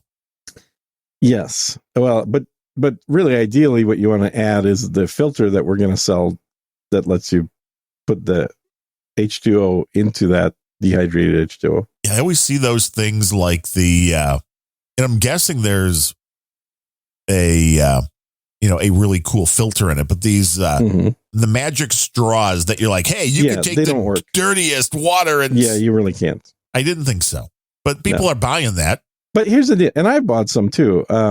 But I was the CEO of a company for a little while that sold that kind of stuff. And the thing about them is, the real question you want to ask yourself is it better than nothing? Well, anything's better than nothing, would it? Is it? I mean, nothing is not better than nothing. Isn't it, though? So, no, because while this filter doesn't actually filter out viruses or even bacteria, it will filter out amoeba, but it could eat your brain. So there is some benefit to the filters. It's just that the straw filters, like, you can't piss into a cup and then drink that through the straw and expect to taste nothing but water. Right. You're like, that's fresh spring water. It's going to taste nothing like fresh spring water. It's going to taste like warm piss. When you want quality, you want whatever this is. And I can tell you, the filter that will let you filter piss is available. And it's about $360.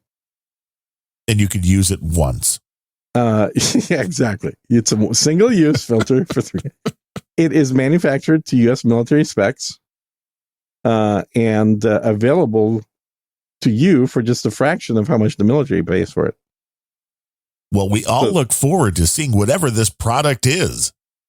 This one's not going to be a filter, but I will be talking about all kinds of stuff and filters and whatnot. So it's going to be an interesting little venture. I think I've been kind of thinking and talking about doing something like this, but never pulling the trigger on it. Well, this means you're going to have to be doing some YouTube videos like Sir Gene Preps. Exactly. I will. That's a great domain name. I should look into. God damn it! There you go. Thought of that one. There you go, man. Yeah, that might be a good one. Now, if that's the game plan anyway. With the green screen that you have, you too could be right there with Zelensky in wherever he is. Yeah, we're both in the same place on site. Now, if you could get Zelensky in the commercial with you, that's even better. That would be pretty cool, right? We could like deep fake that. That would be cool. Ooh, I wonder if I could get a government contract for shipping emergency supplies to Ukraine and making a bunch of money on it. Well, see, now that I'm in on. That I want to be in on the because when we ship $1 billion worth of stuff to Ukraine, it's really only $100 worth of stuff. Well, yes, but aside from that, it is literally $1 billion that is being paid to American companies that make products that are then sent to Ukraine. Right. There's also cash payments happening, but those are separate. They're from a different account.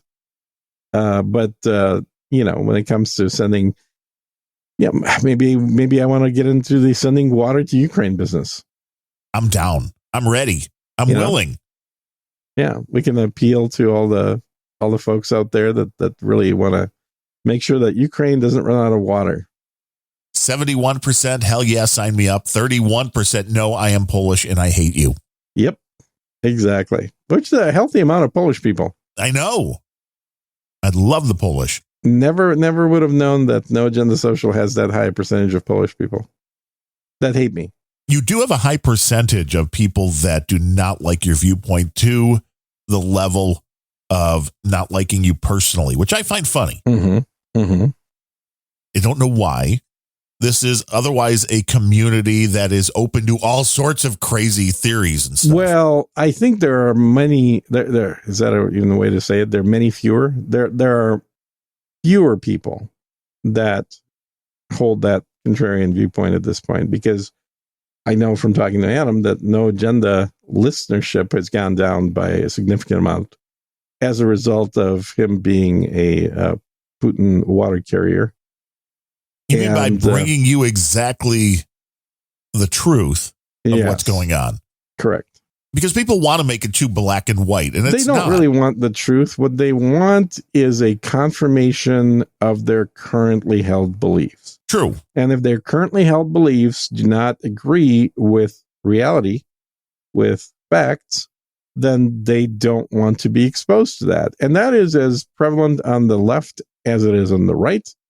The difference is that people on the right will just leave. People on the left will try and change the system to match their beliefs. So do you think that's it with the, No Agenda's certainly been covering that story. Is that really that there's people that disagree enough where they will just turn it off? Is that the whole concept, which is how we got? Yeah. There are people that... Which is why the crazy people on the left will only watch MSNBC and the crazy people on the right will only watch Fox, because if it's anything you don't like, you're like, ah! Well, I think the crazy people on the right aren't going to watch Fox either, because Fox is not really representative of Q. No. The QAnon folks are going to watch OAN, One American News. Yeah, that's true. They were just like knocked off of Dish or DirecTV or one of them, I thought. But they're available online. Which is it. You don't need anything else. When people talk about that, it's interesting too. Like, oh, we need to be on DirecTV. It's like, why? Because anybody with an internet connection can get your programming, which to me has always been the great equalizer. We don't have an audience of millions, but when we do the show live, anybody in the world overall that has an internet connection that's not being blocked by their Nazi government is able to listen live. Yeah. So what's the difference? Why do you need to have something broadcast over the radio or on terrestrial television? The internet gives you so much more power. Which I think Alex Jones done perfectly fine on the internet after he got kicked off of terrestrial stuff. Right, because there's no difference. Anybody that wants to listen to this show can do so. Even if they're driving around in their car, as long as they have cell service, they can listen live to the show. There's How no crappy reason why a lawyer did Alex Jones have? I don't know. She probably wasn't as hot as Trump's lawyer, but probably pretty crafty. Crappy. Oh, crappy. Shitty. Have you not watched any of the trial? No, I don't follow the Alex Jones stuff. No, I do. Yeah. Worst lawyer I've ever seen. They're like, he lied to everybody. He's guilty. Pretty much. He managed to send a copy of all the documents collected from Alex Jones to everybody, right? By his own lawyer. Right. He sent that to the opposing counsel. Now that would seem to be a tempting for a mistrial, just like there's No Agenda. The concept of this whole FBI raid thing with Trump was like, well, Trump might have set this up. I don't think so. Yeah, but I'm just saying that's being volleyed about. Oh, I'm sure. Well, so he did this and then neglected to nullify all that by saying, he said, hey, sent you some stuff in there. Ignore that. I'm going to send you this other packet. What he had to legally do is itemize all the things that he sent and say, these are being requested to be excluded from evidence due to lawyer-client privilege. Didn't bother doing that. Oops. And after 10 days of not doing that, that evidence is now public record, which means all of Alex's cell phone records, all of his nudie photos of his wife, all that stuff is now part of the trial record. How damning was the stuff that they sent? Well, they're saying that he's guilty of perjury now because he was saying that something didn't happen, and then they found, text messages of him talking about it. Okay, still, my thing goes right back to, why would anybody communicate over text message? Okay, but what do you mean? I don't know. Why the SMS versus voice? No, I just mean the SMS system. We know. Because every phone has it. It's easy to do. That's what people use. But everything you do on that can be pulled up by your provider. Oh, yeah. Which, again, I mean, I know I'm ultra paranoid because there's nothing illegal that my wife and I discuss. You don't use Signal, so there's really... I use Tox, which is even more. Tox that nobody uses except for you and your wife. It's literally for just you and your wife. Is it not the best security ever? Because you're always talking about things that require security. No, absolutely. But I love the idea that nothing that goes there can ever show up. You know, jokes. You can't make a joke or anything like, I'm going to blow up the White House. Well, there you go. You see, you said this in a text on this day. Yep. Like, no, do not use. This was the same thing with the story of the woman and her daughter who bought the morning after pills to have an abortion after like 29 weeks. And Facebook they were talking about it on Facebook. And it's like, how stupid are you to talk about committing felonious crimes? What makes you think Tox wouldn't give your records over? Because there is no record. There is no record? Really? No, it's encrypted and it's peer-to-peer. There is no central server. This is a direct messaging. How does it work on peer-to-peer? So there's no directory? No, there is not. It's all. So how do you connect with somebody? It's all using like the same thing like torrents use. So you're giving it an IP address when you connect with somebody. You're getting the IP address may be visible. Yes, I would assume because that's the only connection. But then it is peer to peer between. If you're talking to me, your client talks directly to my client. There is the messages don't go through an intermediary server. They are not logged by anything. Now, if you start a chat with multiple people, I do believe that is there. That has to go to an intermediary, just the way it works. But a direct one-on-one, no, there is no. Well, how do you spell this thing? Tox, Tox. The app that you use is QTox, just Q, which I mean, nothing to do with Q. You're one of those Qs. Got it. Yeah. Okay. QTox, TOX. And, you can put out the address, which is like a hash. And, there's nothing else that is, tying this to an account. I mean, there's no email address. There's no, you can reset this. That's all very securely built. Okay, got it. So it's built by Tox China, Karokupa. Sure, okay. Probably. Yeah. It's open source. Makes total sense. Open source. You can open go look source at made by China. You can go look at the code, which is a lot safer than anything that's like, yeah, we're closed source, but trust us. We're not sending your stuff anywhere else. Yeah. Yeah. Like Signal or Telegram or any of those. Although I will give you that those are a lot more secure than Facebook Messenger. Yeah. Little tip. If you're communicating with somebody, code is in Chinese, says C. Brooklyn. If you're that's exactly right. If you're communicating to read it with somebody on Facebook or Twitter or Instagram, and you think those are somehow private and that won't be used against you, think again. I like Tox. I rarely connect to Tox if I'm not behind a VPN. So, I mean, it all works. Okay. All right. Well, meanwhile, the rest of the world that wants actual secured communication uses Signal, but that's fine. Signal is not secure, man. It's totally secure. Do you believe that? It's absolutely secure. And in fact, it will wipe all the messages off of every device in a preset time. Signal is another one that if you do a group chat, it goes to a third-party server. Yep. Not secure. No, it's secure. I mean, maybe we have a different idea of what secure is. I was surprised that Wickr is still around, which it's owned by Amazon, I believe, bought it. But that's another one that's allegedly a completely secure. They don't take an email. They don't log anything. It's all peer-to-peer. Yeah.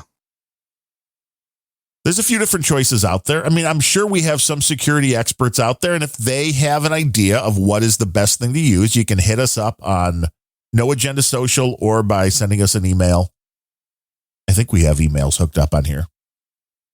I think so, don't we? I thought. Gene at sirgene.com. Or you can just go to Darren, DARREN at randomthoughts.com. That works too. There you go. Yeah. We normally, I don't know if we ever set up emails here because, I mean, really, why would we want to talk to the people? I don't know that we need show specific emails. People know our normal emails and we give them out anyway. They know how to find us. Yeah. Yeah. So if you have a suggestion. And my email for that I just gave is on Proton Mail. It's another one people have questions about, but I've always thought Proton has a pretty good reputation. Well, they're Ukraine lovers, but other than that, isn't everybody now? Good. No, and I think they've kind of backed off of it. For a while there, they changed their logo to the Ukrainian flag, but I think that they got enough hate mail from people to change it back now. Well, because you're pretending things are black and white, and one side is completely right and one side is completely wrong, and there's shades. There's shades of gray and everything. Yeah, there's plenty of that. And then what about Telegram? That's another one people use. I have Telegram. That's how I communicate with Void Zero when I need to. That's supposed to be somewhat secure. Allegedly. But they censor. That's what I don't like about Telegram is they censor. DigiGuru in the troll room says the two messenger services that eventually became Signal were created by security researcher Moxie Marlinspike and roboticist Stuart Anderson. See, I mean, our audience knows this stuff. Yeah, they do. It is amazing. But you want to be either way that more or secure. They have access to Wikipedia. Maybe. The other. But you want to be way more secure than using Facebook Messenger or SMS. So when you see stuff like SMS, Alex Jones, it's like I'm being taken down by my text messages. Yeah. So here's what I do, and this will be the type of tips and tricks that you will find on the forthcoming website. Sirgene Preps. If there's something that's actually that you don't want the record of, then don't type it. Yes. And what you can do is then use Signal to establish a voice encrypted communication link. Yes, what you can do in Talks too. You can then have a conversation and then hang up. As being reported in the troll room and on Fox News, Salman Rushdie stabbed. Somebody stormed a stage before a New York speech. Who did he stab? He's been stabbed. Oh, he's been stabbed. Okay. Yeah. Well, the way you were saying it, I thought he stabbed somebody. The jihadists, I guess, finally got him. That fatwa. Is he dead or is he alive? Or they're just saying he's been stabbed. There's nothing as far as. Wow. He was in Larry David's last season of Curb Your Enthusiasm, playing himself. Well, that was gutsy, but now see that's for a while he was giving Larry advice on how to live as somebody that's had a fatwa against him, and like how to not get stabbed. Iran, I guess, has offered $3 million reward for anybody who kills Rushdie. Where did you run to? Iran, so far away. Mm-hmm. That's all. That's where if you're going to run. Iran, it's called, not Iran. Iran, so far away. I mean, I've learned everything I know from the flock of seagulls. Did you run away from a nuclear power plant while you were at it? A nuclear. How do you say it? Nuclear. Exactly. Iran. It's not Iran, and it's not nuclear. Iran, Iraq. This is why my Slovak brother says you are a bad Russian apologist. What? That accent was even worse than his actual accent. I know. I'm working on it. Oh, my God. I'm trying to take it to a whole new level. You know, you could probably get a job with CSB being the reader of his podcast. Yeah, get rid of Gwiff. I read like this. And read the whole podcast like that. That will be amazing AI technology right there. I think people tune in to listen to this. And make sure you use improper grammar. Well, of course. Me do not got no good English. Me tell you why. God. Boris and Natasha. And this is the guy you're sending money to, CSB? Really? I am CSB's friend. I am behind him. I believe he should continue fighting the good fight, and I will keep asking questions. I will not go blindly into the night. Well, just half blind. Yeah, half blind. But I'm always looking for answers. Why isn't that your moniker? Like if you were working on one of the conservative talk shows that we have, then you'd have a nickname. It'd be like Half Blind Darren. I'd have to have the eye patch like you Crenshaw. Would get an eye patch. Yeah, you should totally do the eye patch thing. Even if it's not working, you should still do it. It just adds a little to the look. Yeah, and I think that only fooled people for a while with Crenshaw, and then people started realizing that, oh, this guy's like a World Economic Forum hack. Yeah, well, again, not everybody agrees, and that's the intriguing thing is that people think if you're labeling yourself as a Republican, you have to believe everything the Republicans do. I guess it's because if you're a Democrat, you have to go down the party line. Mm-hmm. But there are some people who have views that kind of differ from that. You know, you don't have to go down the full line, it's the scary line is when they all vote alike. It's like that's a big problem. This is the problem is that the term Republican doesn't mean jack shit anymore. It really doesn't, because it encompasses both neocons and people that would consider themselves libertarians and people that were just, Southern Democrats. Like all these different groups that have different opinions are called Republicans. And that's why I don't call myself a Republican. I think that it's an inaccurate term. Plenty of things that I've disagreed over the years with the official stance of the Republican Party, although I was a endorsed candidate as a Republican years ago. Ooh, did you have the beard then? Did I? No, I didn't have the beard. You're not allowed to have beards as a Republican. No, I thought I didn't know that. Mm-hmm. There's a dress code. There was back then when I ran, yeah. Not these days, there isn't. Now you can have the beard, tatted up. I mean, look at Ted Cruz. Look at that beard he's got going on. It's a manly beard. Mm-hmm. You don't want to be woke, though. No, do not want to be woke. So I don't know. I really hope that what we end up with is a good choice in the elections for people to vote for, because the way things are looking, I think the Democrats have figured out that their best shot is to make sure that Trump runs, because that way they'll get to stay in office for another 4 years.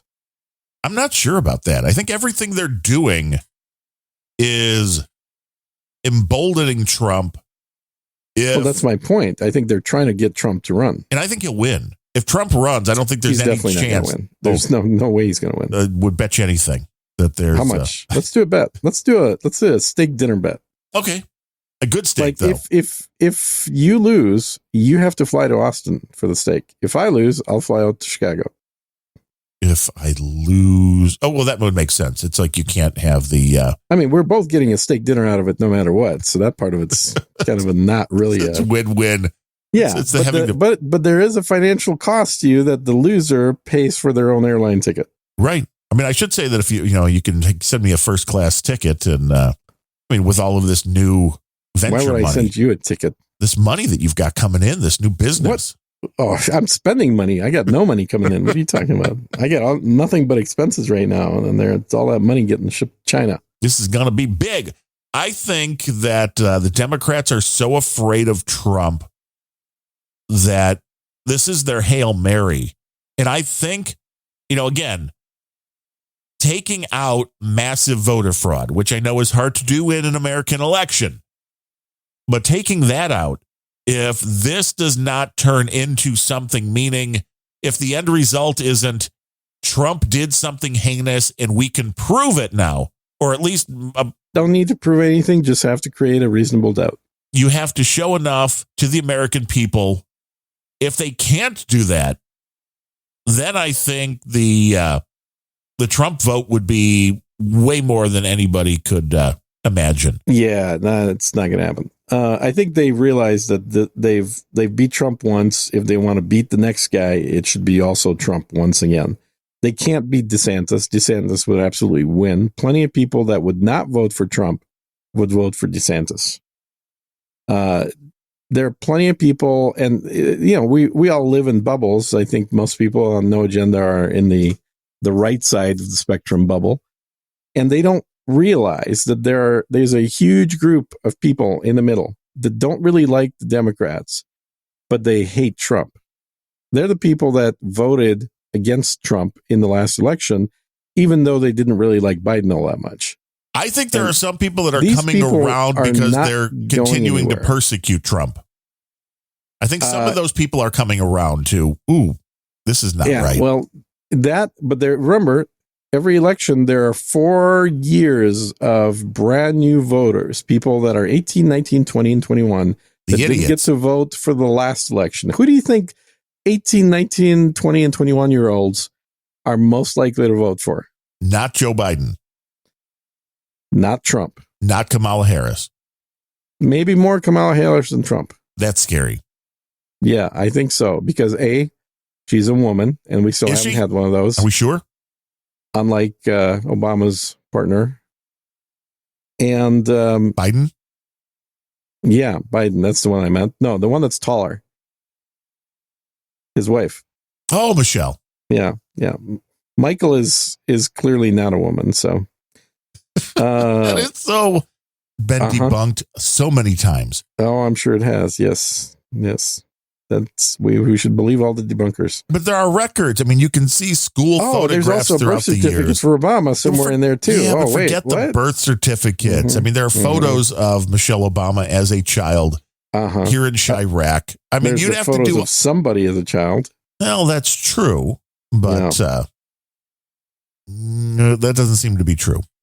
Hey, So, I just go by where the logic and the evidence goes. You just go by whatever pronouns people tell you. No, I don't even understand half of these pronouns. The other day there was like, well, you can use she, not she, but like Z and Z all free or me. And I'm like, what the fuck are you talking about? It's he or she. Otherwise, fucktard is going to be my new pronoun for everybody. It settles everything. Excuse me. That's not a real pronoun. You just made that up. Right, like they all made their shit up. Z is a real pronoun. Sure it is. Zer is a real pronoun. Like, sure it is, fucktard. Keep going. Yeah, that's right. No. Fucktard is the best pronoun. It is not gender specific. It works across racial lines. It works across every line. Or it's asshole is another good pronoun. So it's just like, would you want to say like, hey, he, instead of saying, hey, you don't have to say he, she, or them. You can be like, hey, asshole said this. Well, but you don't get to pick what other people's pronouns are. You only get to pick your own. So if you want to pick asshole, that's fine. Or fucktard. People can address you as such. But if they don't, then I can sue them. But yes, correct. If they don't address you as fucktard, then you can sue them fucktard. Right. I mean, this is why I would come up with the pronoun. It can't be as simple as fucktard. It would have to be something like king fucktard of all fucktardness. And then you can't like leave any of that out. No, you can't use that. That's already used by your co-host on Grumpy Old Ben's. that's Ben Rose's. I didn't know. That's his. Yeah, you got to check. Click on his little face symbol in No Agenda Social. Wait, with pronouns, can only one person use them now? Is this like they're as unique as snowflakes? Oh yeah, totally. I mean, you gotta get permission to use somebody else's pronouns, but you don't get to make the decision. They get to make that decision. This whole thing is just to keep people from talking to each other. Because if you don't talk to anybody or refer to them, you never have to care about what their pronoun is. Yeah. If you don't talk, then you're correct. There's no worry about that topic whatsoever. It's amazing. Good point. It's the world we're living in, which is why we talk all the time, but only on the internet. So another Sergine Speaks this weekend with dude named Ben. Guessing so. And that show will change its name, or conversely, a new show will pop up with me talking to Ben. And Sergine Speaks will become once again my solo show. Oh, a new show shall spawn from Sergine I mean, Speaks. It's really, it's annoying to the other guy that the show they're on is called Another Guy Speaks. Yeah. I mean, I don't know why. It seems like he's just a second fiddle and nobody really cares. I mean, that's the way I was telling you. I was fine with it when we were on doing Grumpy Old Ben's, which I was the co-host of and don't seem to get any money off of residuals. But yeah, I market this show as Darren O'Neill Speaks. With featuring Sergine, and then I think that's a good way of doing it. It works. It works. And I really think, like, you know, not like there's any money coming in at all, but generally speaking, zero is a good number. Yeah. It's round. Hey, what happened to our perpetually supportive drinking buddy there? Well, you told him to stop. I did. Did he listen to me finally? Good.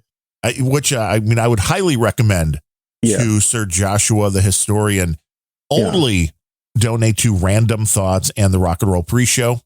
Uh-huh. And that way your donation is valued and you are respected for the support you're giving. Yeah. But better than that, save your money until you can have a job. Well, yeah, to everybody, you know, priorities. I get it. And I understand why everything has dried up now. Like, you know, you look at the cost of food and gas, and that's really all you need to find out. Yeah. Not a lot of disposable income at this point. Hold on. Joe Biden just lowered the price of your gas. What are you complaining about? Oh, hey, if you listen to the latest Random Thoughts, I explained once again the Overton window. That's exactly right. Which is, gas was $2. Mm-hmm. Well, we want it to be $4 as the evil Democrats to get our green energy plan into place. And we know people won't go for that. So what we'll do is we'll make it go up to $6.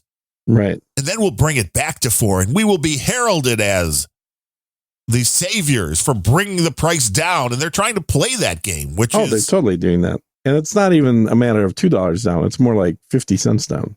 It is the absolute evil way to go about this. The Overton window was something that I wasn't familiar with until Beck talked about it and did a whole book about it. But it's like, he did a book about it? Yes, I didn't know that. There's a book called The Overton Window that Glenn Beck wrote. Really? And explains he managed to put a whole book on that one topic. Yeah. And it was fairly entertaining, but it just shows you that how you get a massive audience, you know, in this case, the citizenry of a country, to accept something they wouldn't have accepted otherwise. It is just a sliding scale that goes, well, I would have never accepted this, but then it got so bad that getting back to that was, that's better at least. Even though that was originally what you thought of as, well, that would be horrible if it got to that point. They actually make it worse and then kind of bring it back. Yeah. Well, and that strategy has been used for a long time, way before this book ever came out. Oh, yeah. It's what evil politicians do. I didn't realize that he wrote the book on that topic. He and O'Reilly have that book fetish where I think that's where they make a lot of money. I think you're right about that, because I figured it would have been Joseph Overton that would have written a book about the topic that he invented. Hey, and if people want to read your books, they can go to Amazon as well. They can. And I'm going to be starting my next book.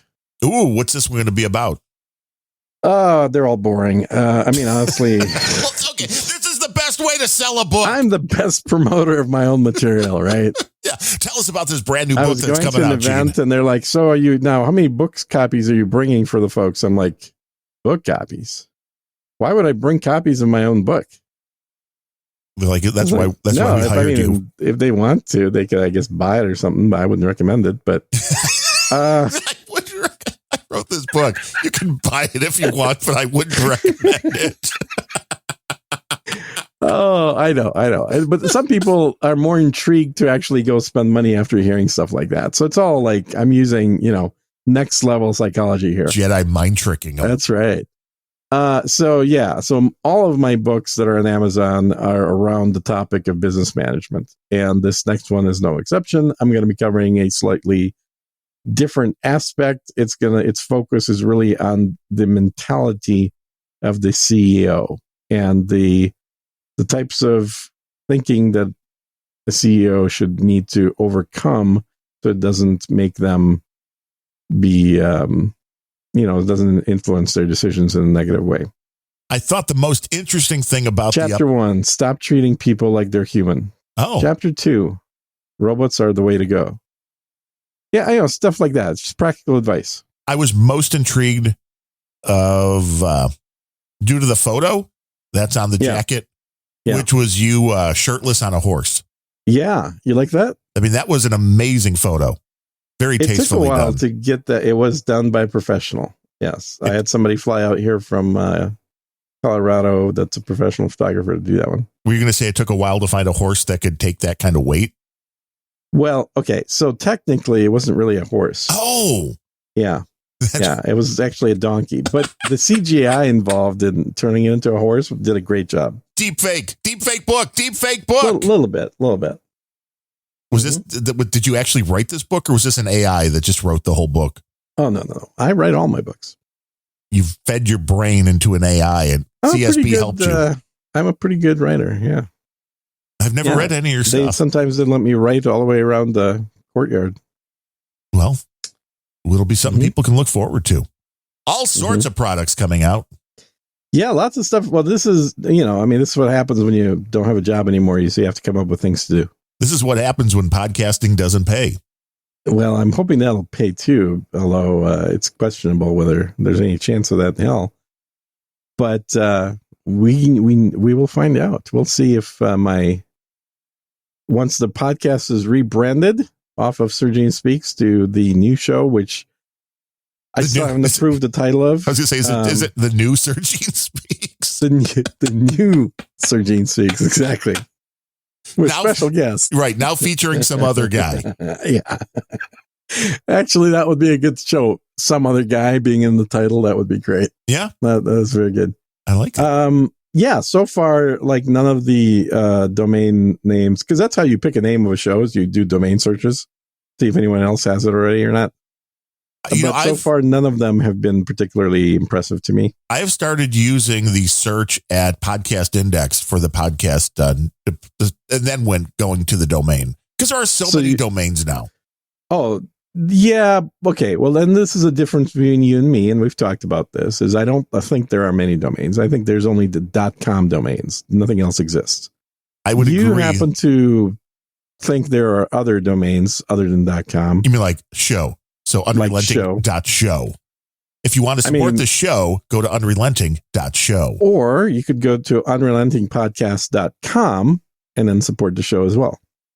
Which is easier to remember, people? Let us know. Well, what are you listening to? Are you listening to a podcast or a show? A show.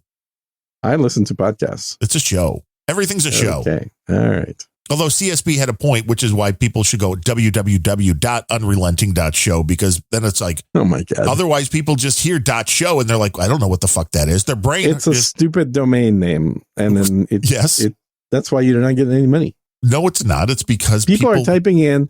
Somebody at unrelenting.com is making bank. Yeah. Yeah. There's tons of people making money on unrelenting.com. That's why the domain was so damn expensive to buy. Damn it. Foiled again, Boris. This crazy squirrel and moose. Hey, well, you can follow our adventures at unrelenting.show, or you can come back live next week and listen. Although, I don't know, we still doing a 9 a.m. Now that you're not going to be working, you don't have to do the first thing in the morning show. I don't see a reason to move time unless we get kicked from that slot by somebody who's in charge of scheduling. I don't know. So next week, 9 a.m. again, and we'll go from there, eh? So I have to just figure out how I'm going to do this when I'm in Mexico. So when are you going to Mexico? Monday. Ooh. Maybe. You're exiting the country quickly and without provocation. If I can get away, I may need to be here for a little while longer. But the plan is to go to Mexico for a few weeks, maybe 2 or 3, and then get some work done down there. Get my prepping tested, and then find a good internet connection. That's going to be a priority. I'm hoping that will not be that hard to do. Well, it's not like it's a third world country or anything. It's a second world country. Well, technically it's not, actually. Yeah, it probably is a first world. You're right. Let's not make Mexico second world. We do not want to anger the Mexicans. No, it's not like Ukraine or something. No, not at all. They have way better food in Mexico. I would disagree with you on that. See, I like Mexican food. I like Ukrainian food. Let's have a food off. Well, where you live, it probably is easier to find Ukrainian food than Mexican food. No, there's like Mexican joints all over the place. I can walk to 4 different Taco Bell doesn't count. No, it's not including Taco Bell. Yeah. There's little 3 or 4 family owned, not chains or anything like that. We're just in the area where I don't know. I just don't know if Mexicans would go that far north and deal with that winter. I don't know why, but I wouldn't. I mean, I was born here, so there's that. There is that. You planted roots. Where can I find good Ukrainian food in the Chicago suburbs? I need to know. That would be, I can't remember the name of the street, but if you go to Wrigleyville and then I'm not going to the north side. Fuck that. It's the north side. That's where it's at. Yeah, fuck that. I'm not going to the north side of Chicago. That's where there's good Ukrainian food. Not going there. I've literally had Ukrainian food there. Well, I would believe you, but Chicago. There's more places with Polish food. There's tons. Yeah. But I'm not going into Chicago, and I'm not going north of Chicago. And yet you keep insisting on calling yourself in Chicago. No, it's just outside of Chirac, I say. Yeah, outside of Chirac. You should just say somewhere in Illinois. Yes. That'd be more accurate. Yes. No, I'm just as close to, I'm in Illinois. You're probably closer to Wisconsin than you are to anything else. No, that's not true. Wisconsin, we're quite a bit probably away. Closer to Iowa than anything else. No, Indiana. That's worse. That's even worse. I mean, I'm almost walking distance to Indiana. I mean, oh my God. So you're literally like next to Gary. Indiana's a free state. No, not Gary. It's a free state because nobody wants to be there. That's why it's free. Gary's horrible. The rest of Indiana's really nice. Tune in next week and find out what kind of canned yak you can get from Gene's Prepping Business. Canned yak is not cheap. Well, expect to pay. You got anything else? Or that's gourmet food. Is this how we end these shows? Oh, are we done? I didn't even realize we were done, but okay, sure. Hey, I mean, we're at 11:20. I know this is your all right. This is your last day of work and all. It is my last day of work. It doesn't seem like you're working a lot, though. It seems like you're already in a new mode. That's what everybody says, but that's maybe why you're not going to have a job anymore. Maybe. This is why you're self-employed. Exactly.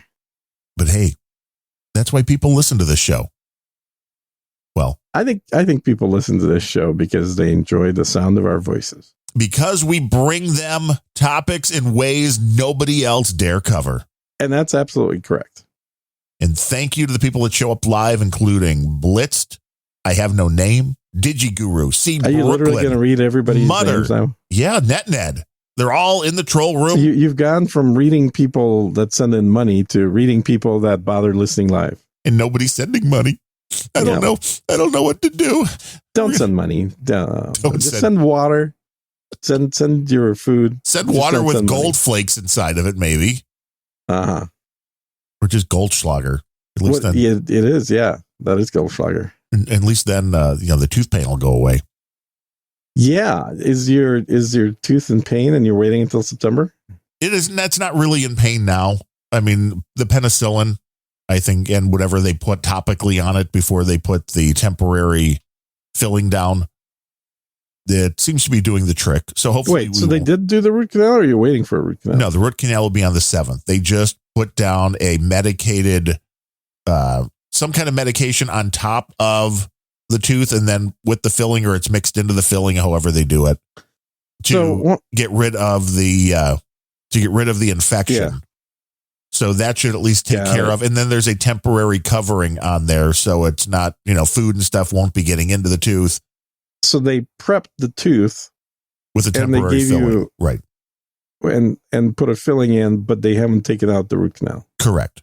That will be drill out the filling, drill all the way in. Yeah, exactly. Uh-huh. I mean, I think this filling that they put on there, they're like, don't even floss there because I think that could pop it off. Out. Yeah. It was just done by hand too, which I liked. There was a young female dentist. The woman's giving her this stuff, and with some little device, she's like, I don't need the fancy device. Just takes the thing and slaps it on the tooth, which is all you need to do. Little piece of lead sitting right on your tooth. Probably. Yeah. Lead will kill the bacteria. Well, this is good. So will silver. Yeah. But it was that smell that I remembered from going to the dentist as a kid. The tooth smell? When they were mixing this stuff up, and obviously they must not use it a lot because the assistant was like, I haven't done this in a while. Yeah. But it had lead in your teeth. Yeah. Then they just shove that crap in your mouth and say, hey, come back when you have insurance. That's an interesting approach. Well, insurance is only going to cover 1,000 of that, right? Well, that's the maximum out of pocket, which means at that point I should be like, hey, I got a few months to go crazy on dental work. Hold on. how much will the insurance cover? Because most insurance has a limit on dental coverage at about $1,000, maybe $1,500.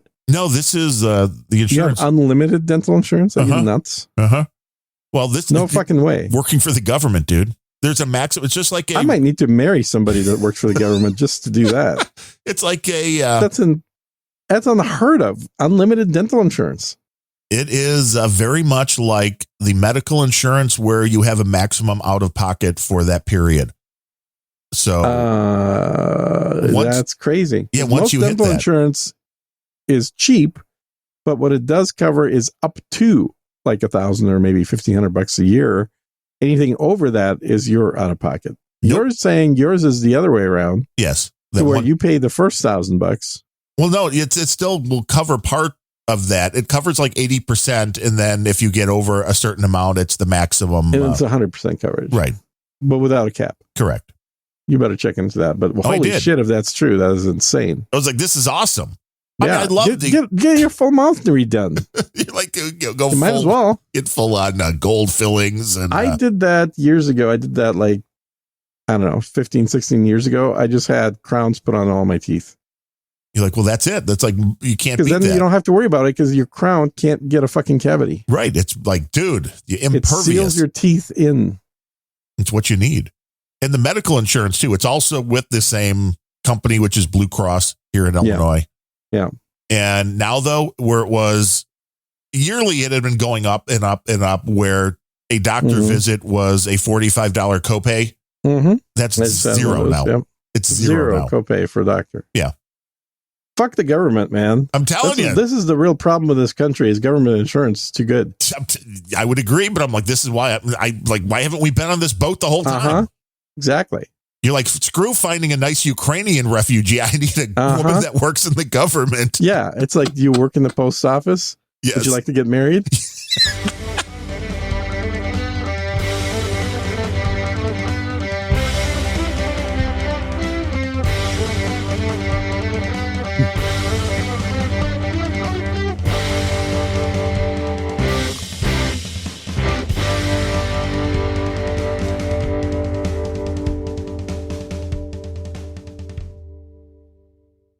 It is the world we live in. That is pretty funny. That was a good outro. It was a great ending.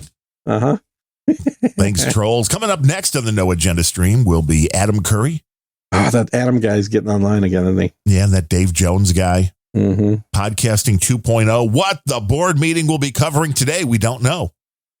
Really? No topics? Well, there's always a topic. I mean, I don't know what they are or who they're going to be interviewing.